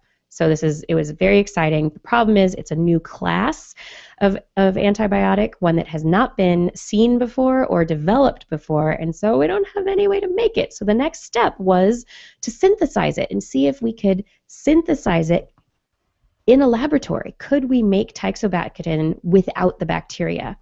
And some researchers at University of Lincoln in the UK have produced 2 synthetic analogs that are show very, very similar potency to Teixobactin and are only very slightly different from the original molecule, and that they've come up with a synthesis pathway. And so what this means is they've got a synthesis pathway that can now be used. They've also discovered the part of the protein of the compound, this molecule, what part of it actually seems to be the active portion that interrupts the bacterial activity. So they're very excited about this. There's still, of course, a lot of work that needs to be done to move forward. We're probably not going to see Teixobactin and its like in the market for, at least 10 years, but as we're looking toward the future and humanity dying from all sorts of bacterial infections, this is a very exciting development that we might rapidly be developing a new antibiotic. Nice. Yeah. Also in the soil, we've got, this is a scientist at the University of California, Riverside, discovered a strain of beneficial nitrogen-fixing bacteria has spread across California. This is bacteria called Rhizobium. It forms tumor-like nodules on the roots of plants, and it's able to fix nitrogen by breaking it down, rendering forms of plants can easily metabolize. What they're trying to figure out is, how is it? What is it about this bacteria? And there's about several several strains that have spread epidemically, you might say, across California. This one is actually rather beneficial to plants. It's doing nitrogen fixing. It's making healthy plants where it goes. But what they were looking for was the relationship. How is it getting everywhere? And what they sort of discovered is it's not that it has this beneficial arrangement with plants. That symbiotic sort of portion of its genome is activated when it's doing this and when it's involved with plants. But this, in the soil, when it's not engaged in this, these sort of pathogenic invasive bacteria that have spread within the soil are actually, they've discovered, just better at utilizing the carbon in soil. They're just better at actually, just using the resource of soil to feed itself, and the symbiotic thing is just sort of what it does when it's got a chance. This is so it's not always what it needs to do. It's just something that it can do, and it's just really great for. It's just gotten and it's one of those things too. You look at the symbiotic relationship between the plant and the bacteria, and you think, aha, this has evolved over a long time, and this is how they've survived. But actually, the competitive advantage that this bacteria has isn't what it does with the plant, but it's how it just absorbs carbon to begin with. And it might be an interesting thing to look at in the future as a biofertilizer. This is something that as we've tried to get away from using fertilizers that create pollution, these bacteria can possibly either be manipulated or utilized in a way to fertilize crops without having anything that doesn't belong in the soil. And one last soil story, and then I'll be actually done for tonight. This is a quickie. I just have to say I'm very excited about some of this research, this wine research being done in Oregon. I am all over that. It's a quick shot. This is Gregory Redelac, University of Oregon, Scott Burns, Portland State University. They were looking at the link between the taste of wine and its soil properties. Ooh. There's something, when it comes to tasting wine, there are those who extol the gout de terroir, and then there are those who either don't know what that means or really don't know even how to pronounce it properly. There you go. What the word was supposed to be. But they looked at the concept of tasting the geology behind the wine by comparing soil properties and vintages for Pinot Noirs. Soil properties, they say, particularly pH levels in the soil, affect the wine chemistry. So while the wine, drinking the wine, sipping the wine, one cannot actually taste the soil from which it came. It does modify the taste. So if you're used to a slightly different pH from your favorite wine, it could be the soil that it's grown in that is giving it that particular flavor. Right, but when they say there's hints of chocolate, they actually put chocolate in the wine, right? No. I'm kidding. No. Wait, Okay. don't they? No, it's a joke. No, don't they? Isn't that how they do that? No. It's in the barrel. Oh, they soak the barrel in chocolate first. No. No. Not at all. Oh dear. No, it's all the pH of the soil, apparently. Yeah, I bet a crow would know. Or a raven. A crow or a raven would know. So this week in not surprising news, pew, pew, pew, pew, pew, pew, pew. Corvids are smart.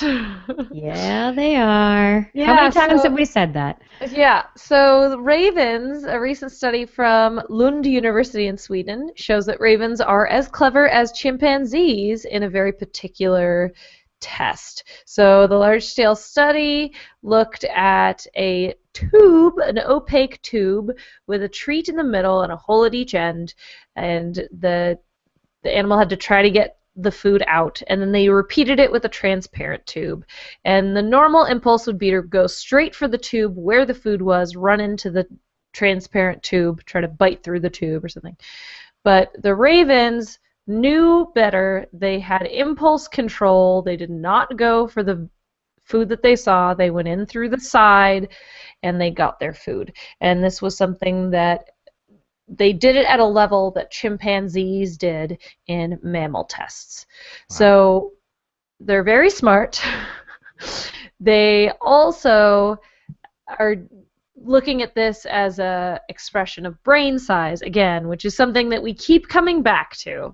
And the most recent time that we talked about it, we said comparably in a species, the size of the brain of one individual as compared to another does not indicate how smart one animal or another is, but in terms of the size of a brain of a species compared to the average size of a brain of another species, often larger does mean smarter, but not every time, and this is a great example of that.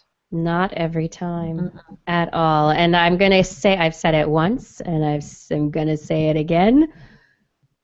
Bird brain is not an insult. That's right. Unless you're talking about an ostrich brain. Yeah, well, there's that. Don't tell the ostriches I said that, you guys. I won't tell. Okay. Hubble has been looking out at our solar system and has looked at a Kuiper belt object very similar to Pluto's called Makemake. And this was one of the Pluto-like objects that's out there in the Kuiper belt, and Makemake has been determined by Hubble's observations to have a moon as well. So it's called MK2. It's its nickname right now. Its designation is S 2015 because it was discovered in 2015. 1364721. Catchy. So anyway, yeah. Makemake is interesting because it has a very reflective surface, and so it actually is very bright for an object out there in the Kuiper belt, similar in that way to Pluto. So it's thought that it's covered with methane on the surface, kind of like snow that would reflect light. But MK2 is really, really dim. It's 1,300 times fainter than the planet it orbits around. It's about 13,000 miles from the dwarf planet and is thought to be only about 100 miles across. So not very far across at all. You know, you could get across there in an hour and a half, around the moon in an hour and a half. The researchers are still trying to determine whether Makemake has a circular orbit or whether it has an elliptical orbit. And whether or not it has a circular or elliptical orbit will let them know the source of the moon. So circular orbits tend to be objects that resulted from collisions, whereas elliptical orbits are more often objects that were captured as they were flying by. So the question is, where did the moon come from? And so now they're just trying to determine the exact course of its orbit around Makemake. Neat. Yeah, and also because it's very dim, what is it made of? Why is it so dark? Why is Makemake so dark? I do not know. Or Makemake's moon, right? Makemake's moon, MK2, exactly. Why is it so dark? I do not know. I do not know. Yeah, super curious. And my final story climate data. We're always talking about climate data and people collecting climate data, and there are always these arguments of like, oh, we don't have human records going back far enough, and blip, blip, blip, blip. Well, you know what? People have been writing things down for a really long time, and researchers going back into historical records have found climate data of lakes and areas that froze. So in one case, priests in Japan keeping records beginning in 1443 about Lake Suwa in the Japanese Alps. The priests started taking records to take record because the male Shinto god Takeminakata crosses the ice to visit the female god Yasakataome at her shrine, causing a ridge known as the Omiwatari to form. And that's what they believed, and so when the water would freeze, then they had to celebrate and honor the ridge and do a purification ritual, and they actually wrote down its direction and starting location, and they used that to forecast harvest and rainfall for the coming year. Then there's also a group of Finnish merchants who began keeping records of another body of water, of an area, the Torn River, that flows from the Arctic to the Baltic Sea between Sweden and Finland. And starting in 1693, Olaf Albom, a merchant, started keeping records, and then other merchants kept records. And basically the finding of this is that when they started keeping records hundreds of years ago, these areas were experiencing warming and where the annual freeze date was changing and moving forward in the year, but very slowly, about 0.19 days earlier per decade. 0.19 days earlier per decade, all right? And then the records show, starting in the Industrial Revolution, the change of the freeze date jumped to about 4.6 days per decade. So this is hundreds of years of meticulous data keeping from what they're calling, it's kind of, it's citizen science, but these are people who were keeping records for business reasons, for religious, spiritual reasons, and we have very accurate records going back hundreds of years that pretty much it's like, oh, that confirms and corroborates the Industrial Revolution is part of what's heating everything up. Yeah. The question is, how many of these things do we need? Because we're taking cores, we're figuring out all sorts of other measurements, hopefully bringing in the element of humans actually being there and writing things down. Yes. Will really start to solidify things, hopefully. Yeah, it's sort of like, again, this sort of goes back to the interview. We're at the point where we can already tell by just doing genomic testing of our environment what's going on. Now it's time to be working on the solution. It is. It's time. That's what we need to be doing. We don't need to argue about this stuff anymore. Let's try and fix things, people. Yes. Let's be... Fix it.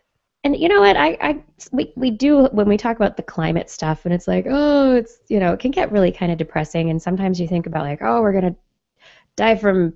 We don't have antibiotics. This is a problem. That's a problem. This is a problem. And you can look at all the negative. But actually today, with some of these medical breakthroughs and talking about how rapidly the technology like CRISPR-Cas9 and those developments on that front are helping us come up with treatments and therapies, I mean, we're really going to be helping ourselves a lot faster than we used to be able to. So there's a lot of positive stuff going on in the world as well. And so I want to be able to focus on that. Focus on what we can do. Right. Yeah, absolutely. And as you always say, Justin, the moment in which you can do is now. Is that what? That's it. Yeah. Mm-hmm. Yeah, and we need to take the decision away from people that want to make it difficult, and we can. We can make the decision. Yeah. We just need to work together. Start doing that. I want more solar. I want more water. I want more wind. I want all these good things. Good things. I want good things. I want lots of infrastructure. I want pretty, happy, healthy, clean world. Let's do it. And I also would like to take this moment to thank our Patreon sponsors because we have reached the end of our show.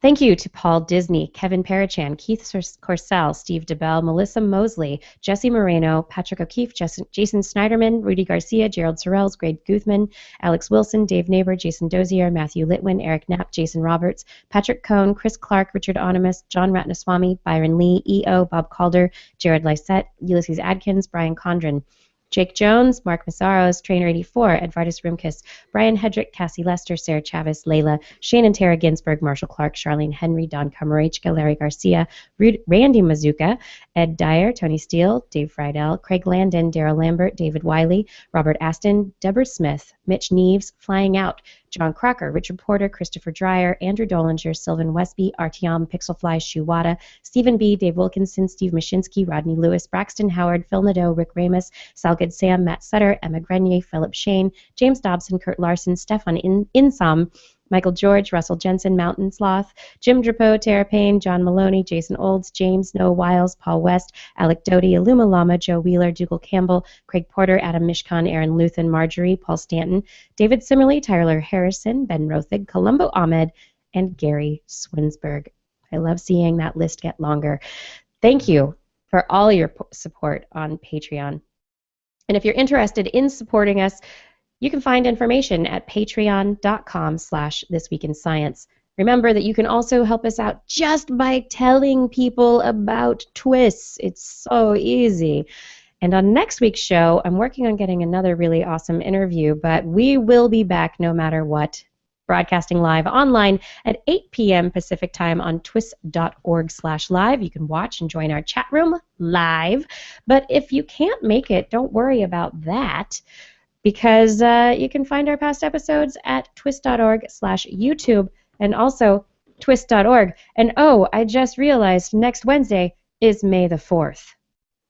May the 4th be with you. Thank you, everybody, for enjoying the show. TWIS is also available as a podcast. Just Google This Week in Science in your iTunes directory, or if you have a mobile-type device, TWIS, the number 4 Droid, app is in the Android marketplace, or simply This Week in Science and anything Apple marketplacey.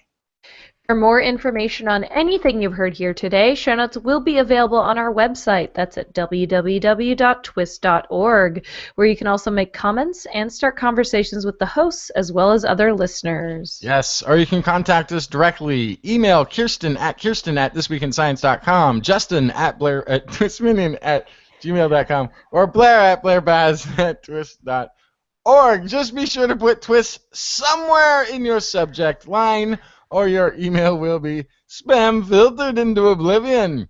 You can also hit us up on the Twitter, where we are at TWIScience, at Dr. Kiki, at JacksonFly, and at Blair's Menagerie. We love your feedback. If there's a topic you would like us to cover or address, a suggestion for an interview, a haiku that comes due in the night, please let us know. We'll be back here next week, and we hope you'll join us again for more great science news. And if you've learned anything from the show, remember, it's all in your head.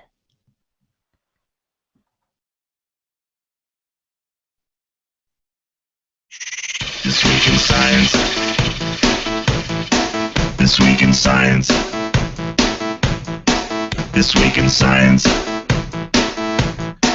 This Week in Science, it's the end of the world. So I'm setting up shop, got my banner unfurled. It says the scientist is in, I'm gonna sell my advice. Show them how to stop the robots with a simple device. I'll reverse global warming with a wave of my hand. And all it'll cost you is a couple of grand. 'Cause this week's science is coming your way. So everybody listen to what I say. I use the scientific method for all that it's worth, and I'll broadcast my opinion all over the earth. 'cause it's This Week in Science. This Week in Science. This Week in Science. Science. Science. This Week in Science. This Week in Science. This Week in Science. Science. Science. Science. I've got one disclaimer, and it shouldn't be news. That what I say may not represent your views, but I've done the calculations and I've got a plan. If you listen to the science, you may just better understand that we're not trying to threaten your philosophy. We're just trying to save the world from jeopardy. Jeopardy. And This Week in Science is coming your way. So everybody listen to everything we say. And if you use our method instead of rolling a die, we may rid the world of toxoplasma gondii. Cause it's This Week in Science. This Week in Science. This Week in Science. Science. Science. Science. This Week in Science. This Week in Science. This Week in Science. Science. Science.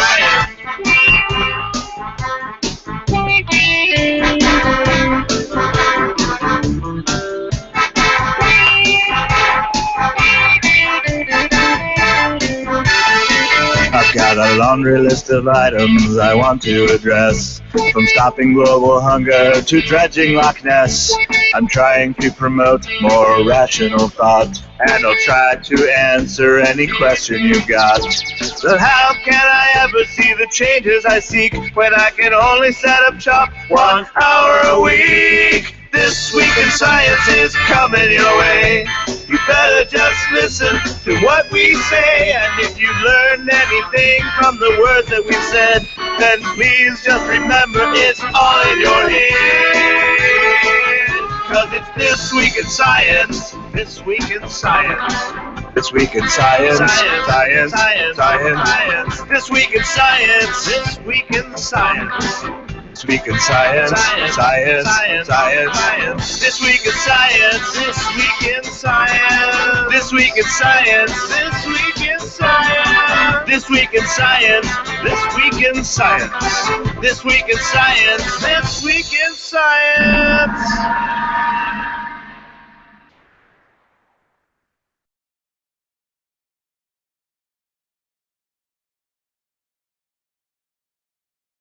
And now it is time for the after show.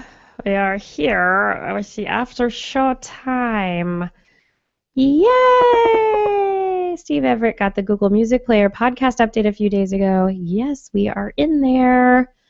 We are in the Google Podcast directory, so soon maybe I'll see whether or not people are starting to listen to us through Google Podcasts. But you use Pocket Casts. Okay, Pocket Cast is a good one. Interesting. That was fun. That was fun. That was a good show. Good interview. Are you happy we did Jackson Laboratory? Oh yeah, I think that was splendid. I got to ask. I didn't get to answer one of my questions, but I did get answers to most of them. I still want to know more about the process of the how when you start even with the 2 knocked out genes or whatever they are. How you get your final lab ready specimen.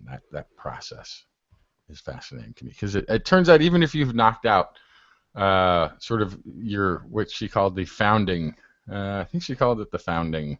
Yeah, the founding generation. Founding generation. You still have to continue to test the mice after that because they don't all, even if you've knocked it out in both parents, it finds a way back in somehow. Yeah. So, yeah, or there could be mutations. There could be mutations along the way. Yeah, you don't want. Yeah. Oh but yeah. Fun interview. Super fun. I was feeling guiltier and guiltier as it went on because I know we're doing this late at night, but she's 3 hours later. She was like, I was like, okay, you go now. It's almost midnight where you are. Good night. I'm starting to feel. Yeah, I was like, this was supposed to be a 20-minute interview, and we're just... we took up the hour. Oh, my gosh. But very, very generous with her time. So great. Very generous. So, okay. What is this? I'm looking through the Zazzle store right now. That's what I'm doing. Through our Zazzle store? Yeah. Oh, I need to go to their Zazzle store. I need like a Jackson Labs shirt. That would be cool. Yeah, you should. I'm looking at the tie in here. We have a tie? Yeah. Kiki, I think, tried a whole bunch of stuff. What? Didn't you? It looks like you tried a bunch of different products.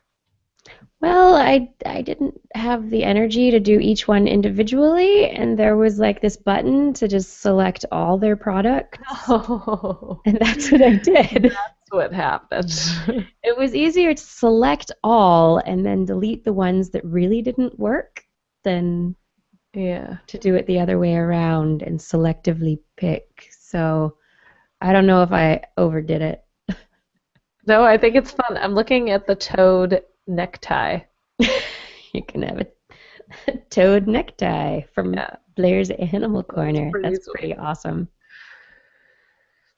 So Ed from Connecticut, yes, the smell matching dating site.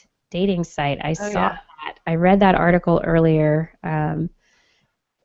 It didn't. We had other stuff for the show tonight, but the an interesting story that Ed found where some New York artist and a researcher got together and they created a dating site where for $25 you'd get a T-shirt that you'd wear around for 3 days and then send back to them. Oh my gosh. And then you would be sent a number of samples and basically sniff the samples, and it's a bunch of samples that have been cut out of the armpit area of other people's shirts.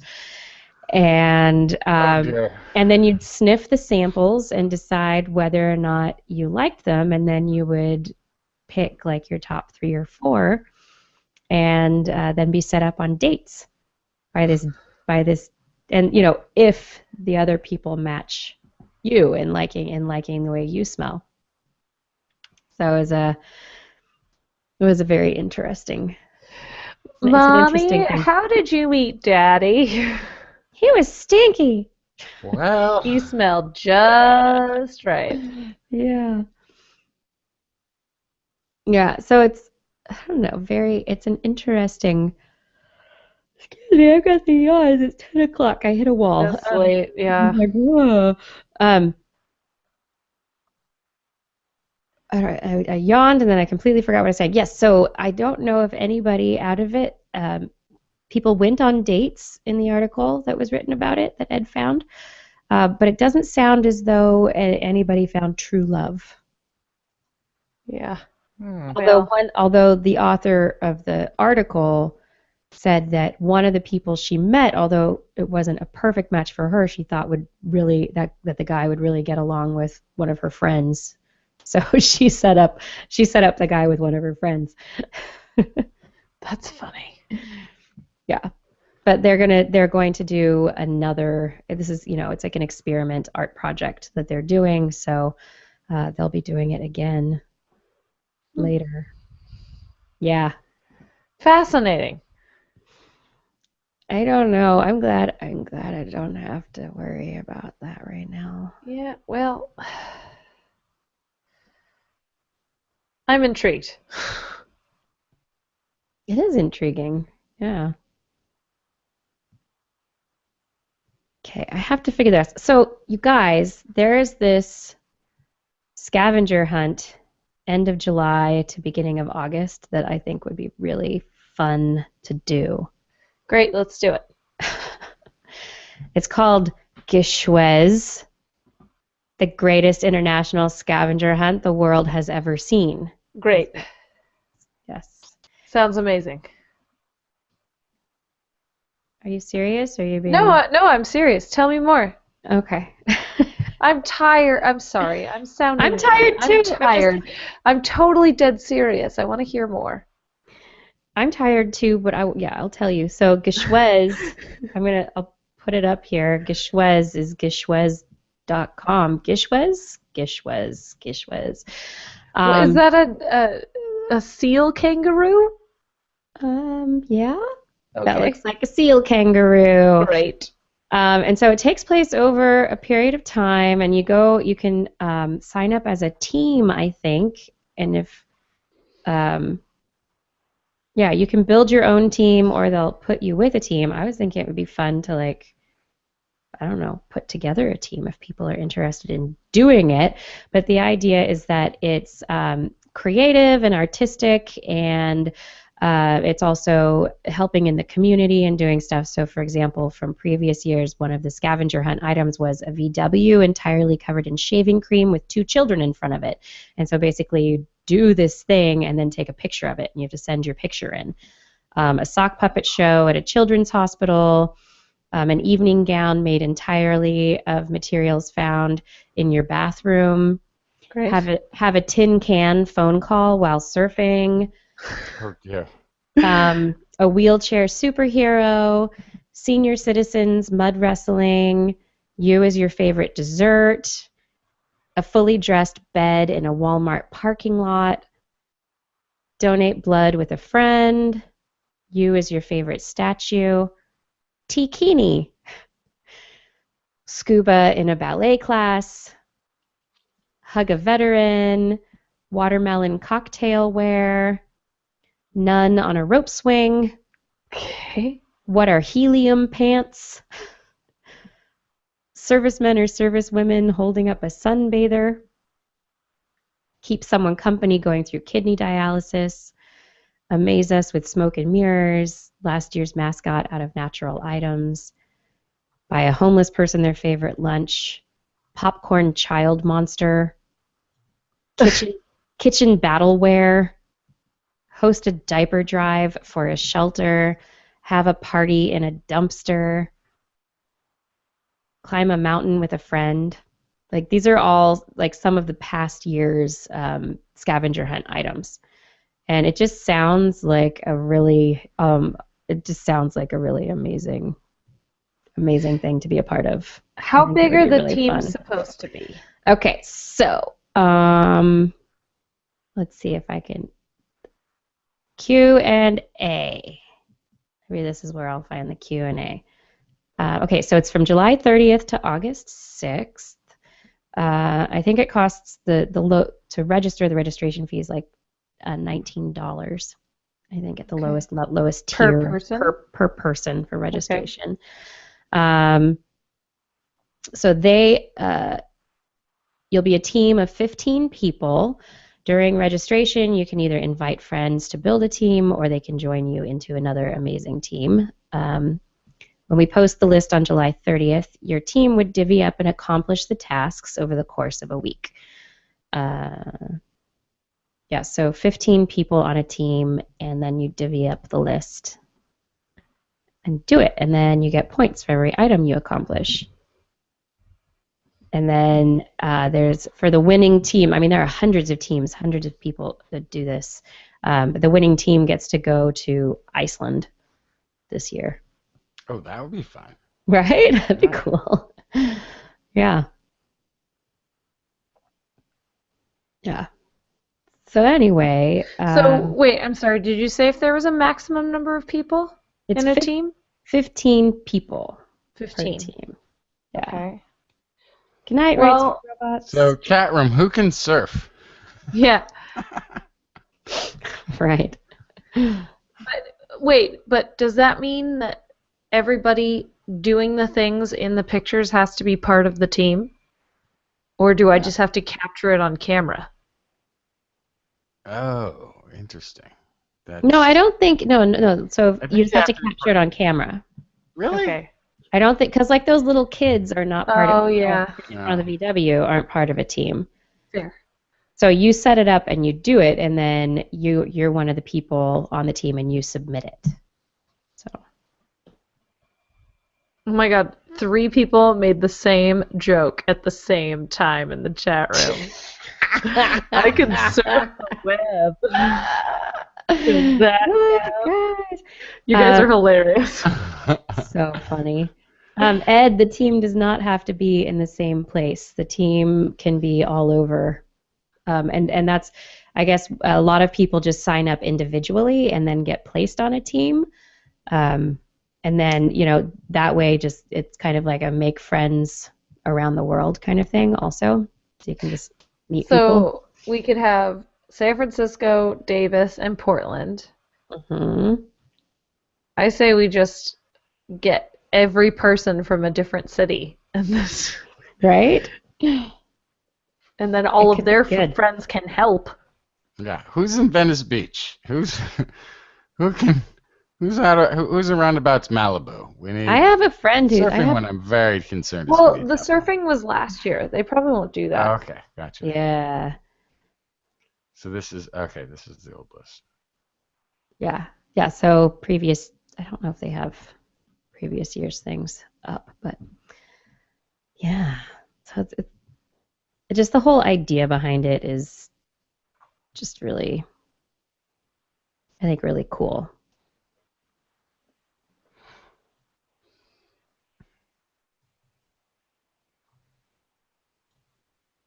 Yeah. Anyway. Yeah, I'm down. When does it start? I think it's interesting. So registration closes. When does registration close? Why don't you tell me when registration closes?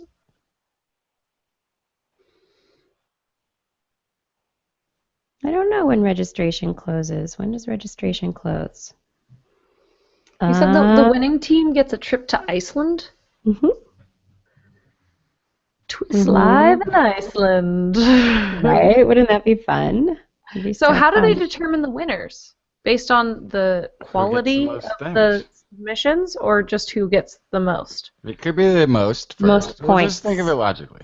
Different items are worth different amounts of points, and then it's a points-based thing. But then, if there's a tie, it might go to quality of the footage. Right. Okay. We could do this. Why doesn't it tell me when I have to register? Tell me what it's called again. Gishwes. Gishwhes.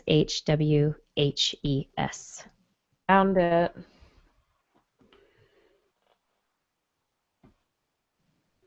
Oh, you know who's down in LA? Tom Merritt. I can get Tom Merritt to play this with me. Come on. Yeah, I think that would be a fantastic resource.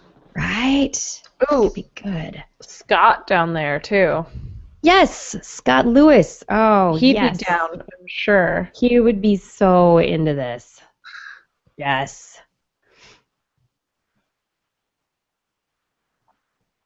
All right, so let's round up the posse. Oh, it starts July 30th. We've Starts got July to get on this. 30th. Oh, it's only 7 days. It's only a week.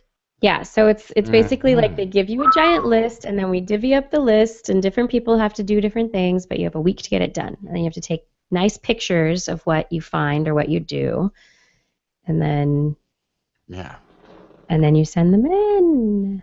Cool. I don't know. I think it would be a lot of fun. There it is. Thank you. April 30th to register. Wait, what? Wait. Crap. That's Saturday. No. That's Strengths. Podcast Awards. Podcast Awards. What? Oh. That's another thing we have to Thanks. remember. We've got 3 days to enter. I better do that. Okay. Thank you, Strengths. Thanks, Strengths. Thank you very much. I was going to miss it again. These are things I miss. I'm things that are not on my radar at all. All I'm doing is I'm doing my show, and then there's all this fluffy bits out there, and I'm like, I'm not paying attention to fluffy bits. I just want to do my show. Yeah, fluffies. Fluffy bits. Okay, so I will register. I have opened that window, and I will register, right?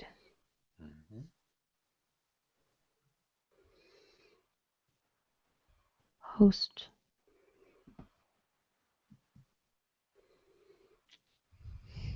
Oh, $10 registration fee. That's not bad.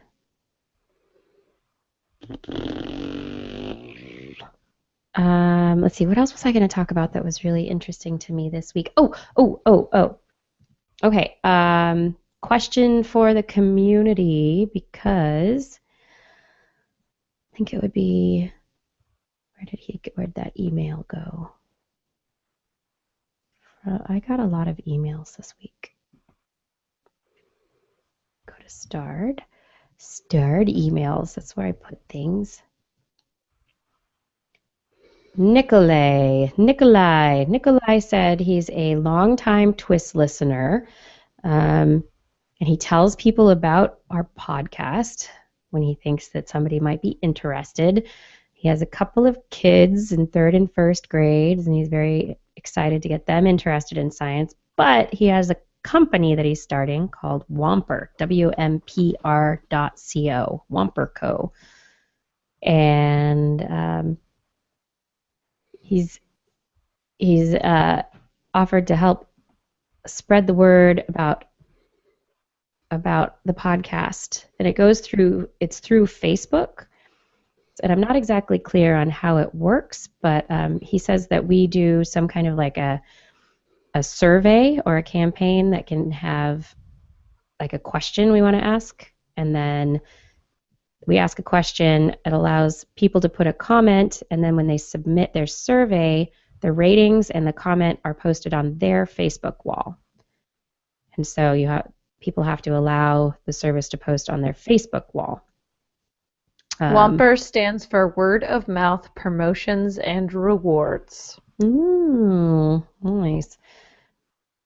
Yeah, so it's basically using Facebook and people's Facebook friend networks to spread the word about stuff, and not really like as an advertisement, but I'm just wondering. So yeah, he's offered to let us use his service, and I don't know if our listeners would be down for that.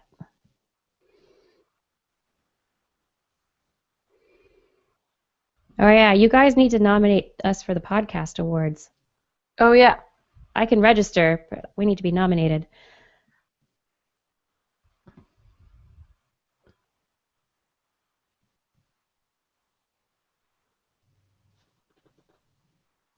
Yeah. Anyway, I don't know if people are. I just worry that if we were to sign up for it, my only concern is that it might be something easy for us to use as TWIS, but then are people going to be annoyed by the Facebook aspect of it, and or is that just not a real? People will be fine with it. I don't know. That's what I wonder. I don't think that if we tried to introduce advertising to television, anyone would go for that. It would interrupt the program that they're watching. All right. I think it's that's where the media is now, and it's what it is. Okay. I think it's okay. All right. I'll email him back, and I will say, sure, let's go for it. Yeah, Strengths, Whomper does sound like a scam. You're probably right. But Facebook sounded like a scam initially too. And it still may be. It still may be. Don't get me wrong. But that doesn't mean it's not useful. Yeah, I mean, it can't hurt to try. Yeah, I can try. See if people use it. See if it, yeah. A lot of people, like Identity and Strengths, are saying that don't use the Facebook. But if other people do answer the question, then maybe it'll be like, hey, maybe it'll perpetuate the love of TWIS around and about. Huh. Yeah, okay. We'll see. We will see. Yep. Yeah. Anyway, it's someone who listens to TWIS and wants to help us out. So that's cool. Yeah. It's very cool. And then I'll get a Whomper shirt. Yeah, then you can have a Whomper shirt too. I could not find a Jackson Lab shirt anywhere. No? I just want something that says Jax, Jax, with a big lab mouse. That'd be perfect. Well, I could draw you that. Yes, you could. We could put it up on our Zazzle. Yep. Zazzle? What is it called again? You just go to our website. You go to our website. Through www.twis.org. Yeah. That's TWIS.org. And you look for a giant button that says swag. I don't think I'm installing a WOMP server. No. No. WONPR. No. Whomper, which I kind of like saying. Whomper. Whomper. Whomp. Whomp, whomp, whomp, It's whomp. like that sound that your computer makes when you click somewhere that you can't click. Whomp. Oh, it makes me think of drum and bass dance music. Womp womp womp womp. Womp womp womp womp. Womp womp womp womp. So we didn't know I had these talents. Hang on. I did not know. Maybe that's not us, but maybe that's adjustable. We might have to go into our Zazzle store. For some reason, our banner behind us is like art supplies. Probably because I haven't put in a banner. Yeah. I probably just put some random thing in there. Probably it's art supplies. I'm sure that I uploaded our picture. Oh, I need that hat again. I don't have my hat. Oh, there's a grocery tote, and it's a canvas looking. Yeah, That's a TWIS nice grocery canvas bag. Oh my goodness, Good I'm gonna spend a stuff. fortune on this. Look at this. Wow. Yeah, you can get a tie Twist with a here. T-Rex on it. That This would I'm be not really seeing. Wait, where the awesome. heck is that? Oh wait. No, I don't see it. I gotta see There's it. 6 pages of things. Shooting womp rats. Oh, when does guys. registration end? Misha hasn't decided yet, but it will be after the summer solstice. Okay, so registration will end after June 21st. So we still have some time to think about it. Everybody go home and think about it and see whether or not they could, have the time and the energy to be involved in something like this. Yeah, I'll talk to Scott Lewis and see if he's interested. I think it would be really fun. I think we need to re-upload the Blair's Animal Corner mouth rat shirt. Why? There's a few things that are aligned funny, but It looks funky. It doesn't we look just we need to rotate some things, and it's not a big deal.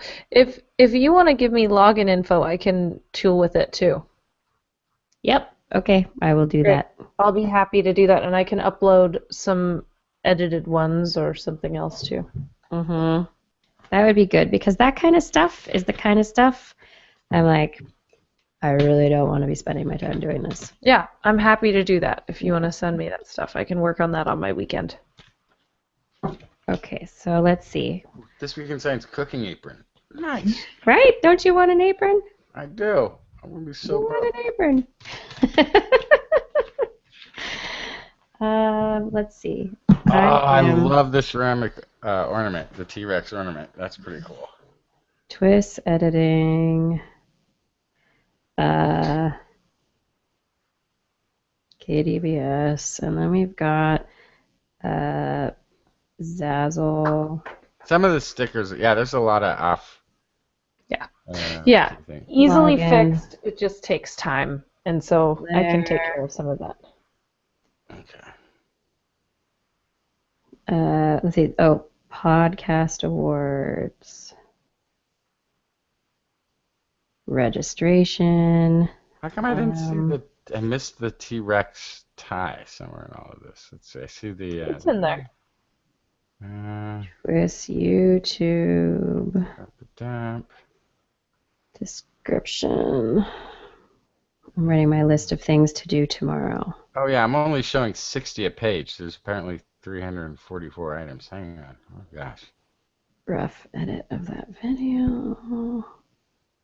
Okay. Okay. Yeah. Yeah, as you can tell, I just clicked all. That's fine. I can edit some things. I was like, let's just get something in there. Like everything. All. But yeah, it's like the mouse has this like black border area behind it that's funky up all the. Yep. I'll edit it. Yeah, so I had originally sent Kiki the three animals or 4 maybe, in different backgrounds, different sizes, so that we could see what we liked, basically, and what fit on the items. So now that we know that, I can pick the appropriate version of each of those things for the right item. But it's going to take time, and I'm gonna have to like rotate and like resize and all this kind of stuff. Get But on it. Start tonight. And Nope. Then, I can purchase some. What? nope, this weekend. Yeah. It's more of like a weekend project with a laptop when you're having a beer, kind of. Exactly. There's the T-Rex tie. I see it now. Yeah. The T-Rex tie is good. Work through the night, says Salty Ash. No. Yeah. It's a style tie. It's tempting. A romper. That would be good. It would be good to have a romper in the Zazzle store. Oh, yeah. Ooh. This is interesting. Strengths found an article. The Scientology leader's father is releasing a memoir next week, and they're threatening to sue him. Ooh, he's a squirrel. What does this memoir tell? He's acting like a squirrel. I don't understand squirrel. That's what Scientologists call people who rat out things about Scientology. They call them squirrels. Some of this is also outdated. It's like, get your iPhone 4 case. Yeah, but if you click on that, there's a drop down, and you can pick your iPhone 6 case. Oh. That's But how I got this. We do need to get it sized right. Wait, let me see. Oh, Yeah. but how come but see, yours fits on there, and the other ones on here don't. Yeah, because I So you edited did that one it. separately. Okay. I did this separately. Okay. Yeah, you uploaded the picture yourself, right? Yes, exactly. Yes. Identity 4 still has an iPhone 4. Oh, yeah, you can get your case at Zazzle, apparently. Identity 4. Well, okay. Of course, I already have my iPhone. Oh, nice. Yeah. T-Rex fights Yours is a good one. Doctor Who box. Well, there was that episode where Doctor Who's box got jammed in a T-Rex's throat, right? Yeah, spit it right out.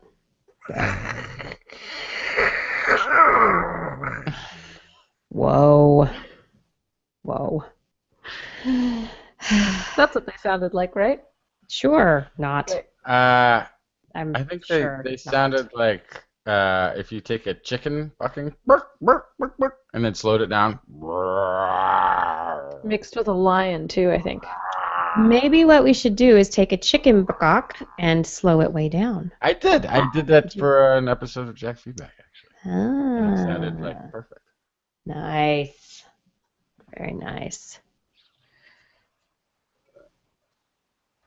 All right. Let's get out of here. All right, good night, everybody. Minions, see y'all next week, and some of you perhaps tomorrow night. Hopefully I'll make it. Yes. Head on over to the Minion Hangout, TWIS Minion Hangout, tomorrow, Thursday. Is it at 7 p.m., 8 p.m.? I think it starts about 9 p.m. Pacific time. 9 p.m. Pacific. It's a late night show. Oh, okay. And we'll be back next week. In the meantime, if you have any ideas or thoughts on these things that we've talked about, get in touch. Yeah. Let us know what you think. Yeah, and if you look at a Zazzle thing in the store that's broken, let Blair know about it. Yes. But please don't until Sunday. All right. And I'm going to says, work on it on Sunday. Okay, Sunday.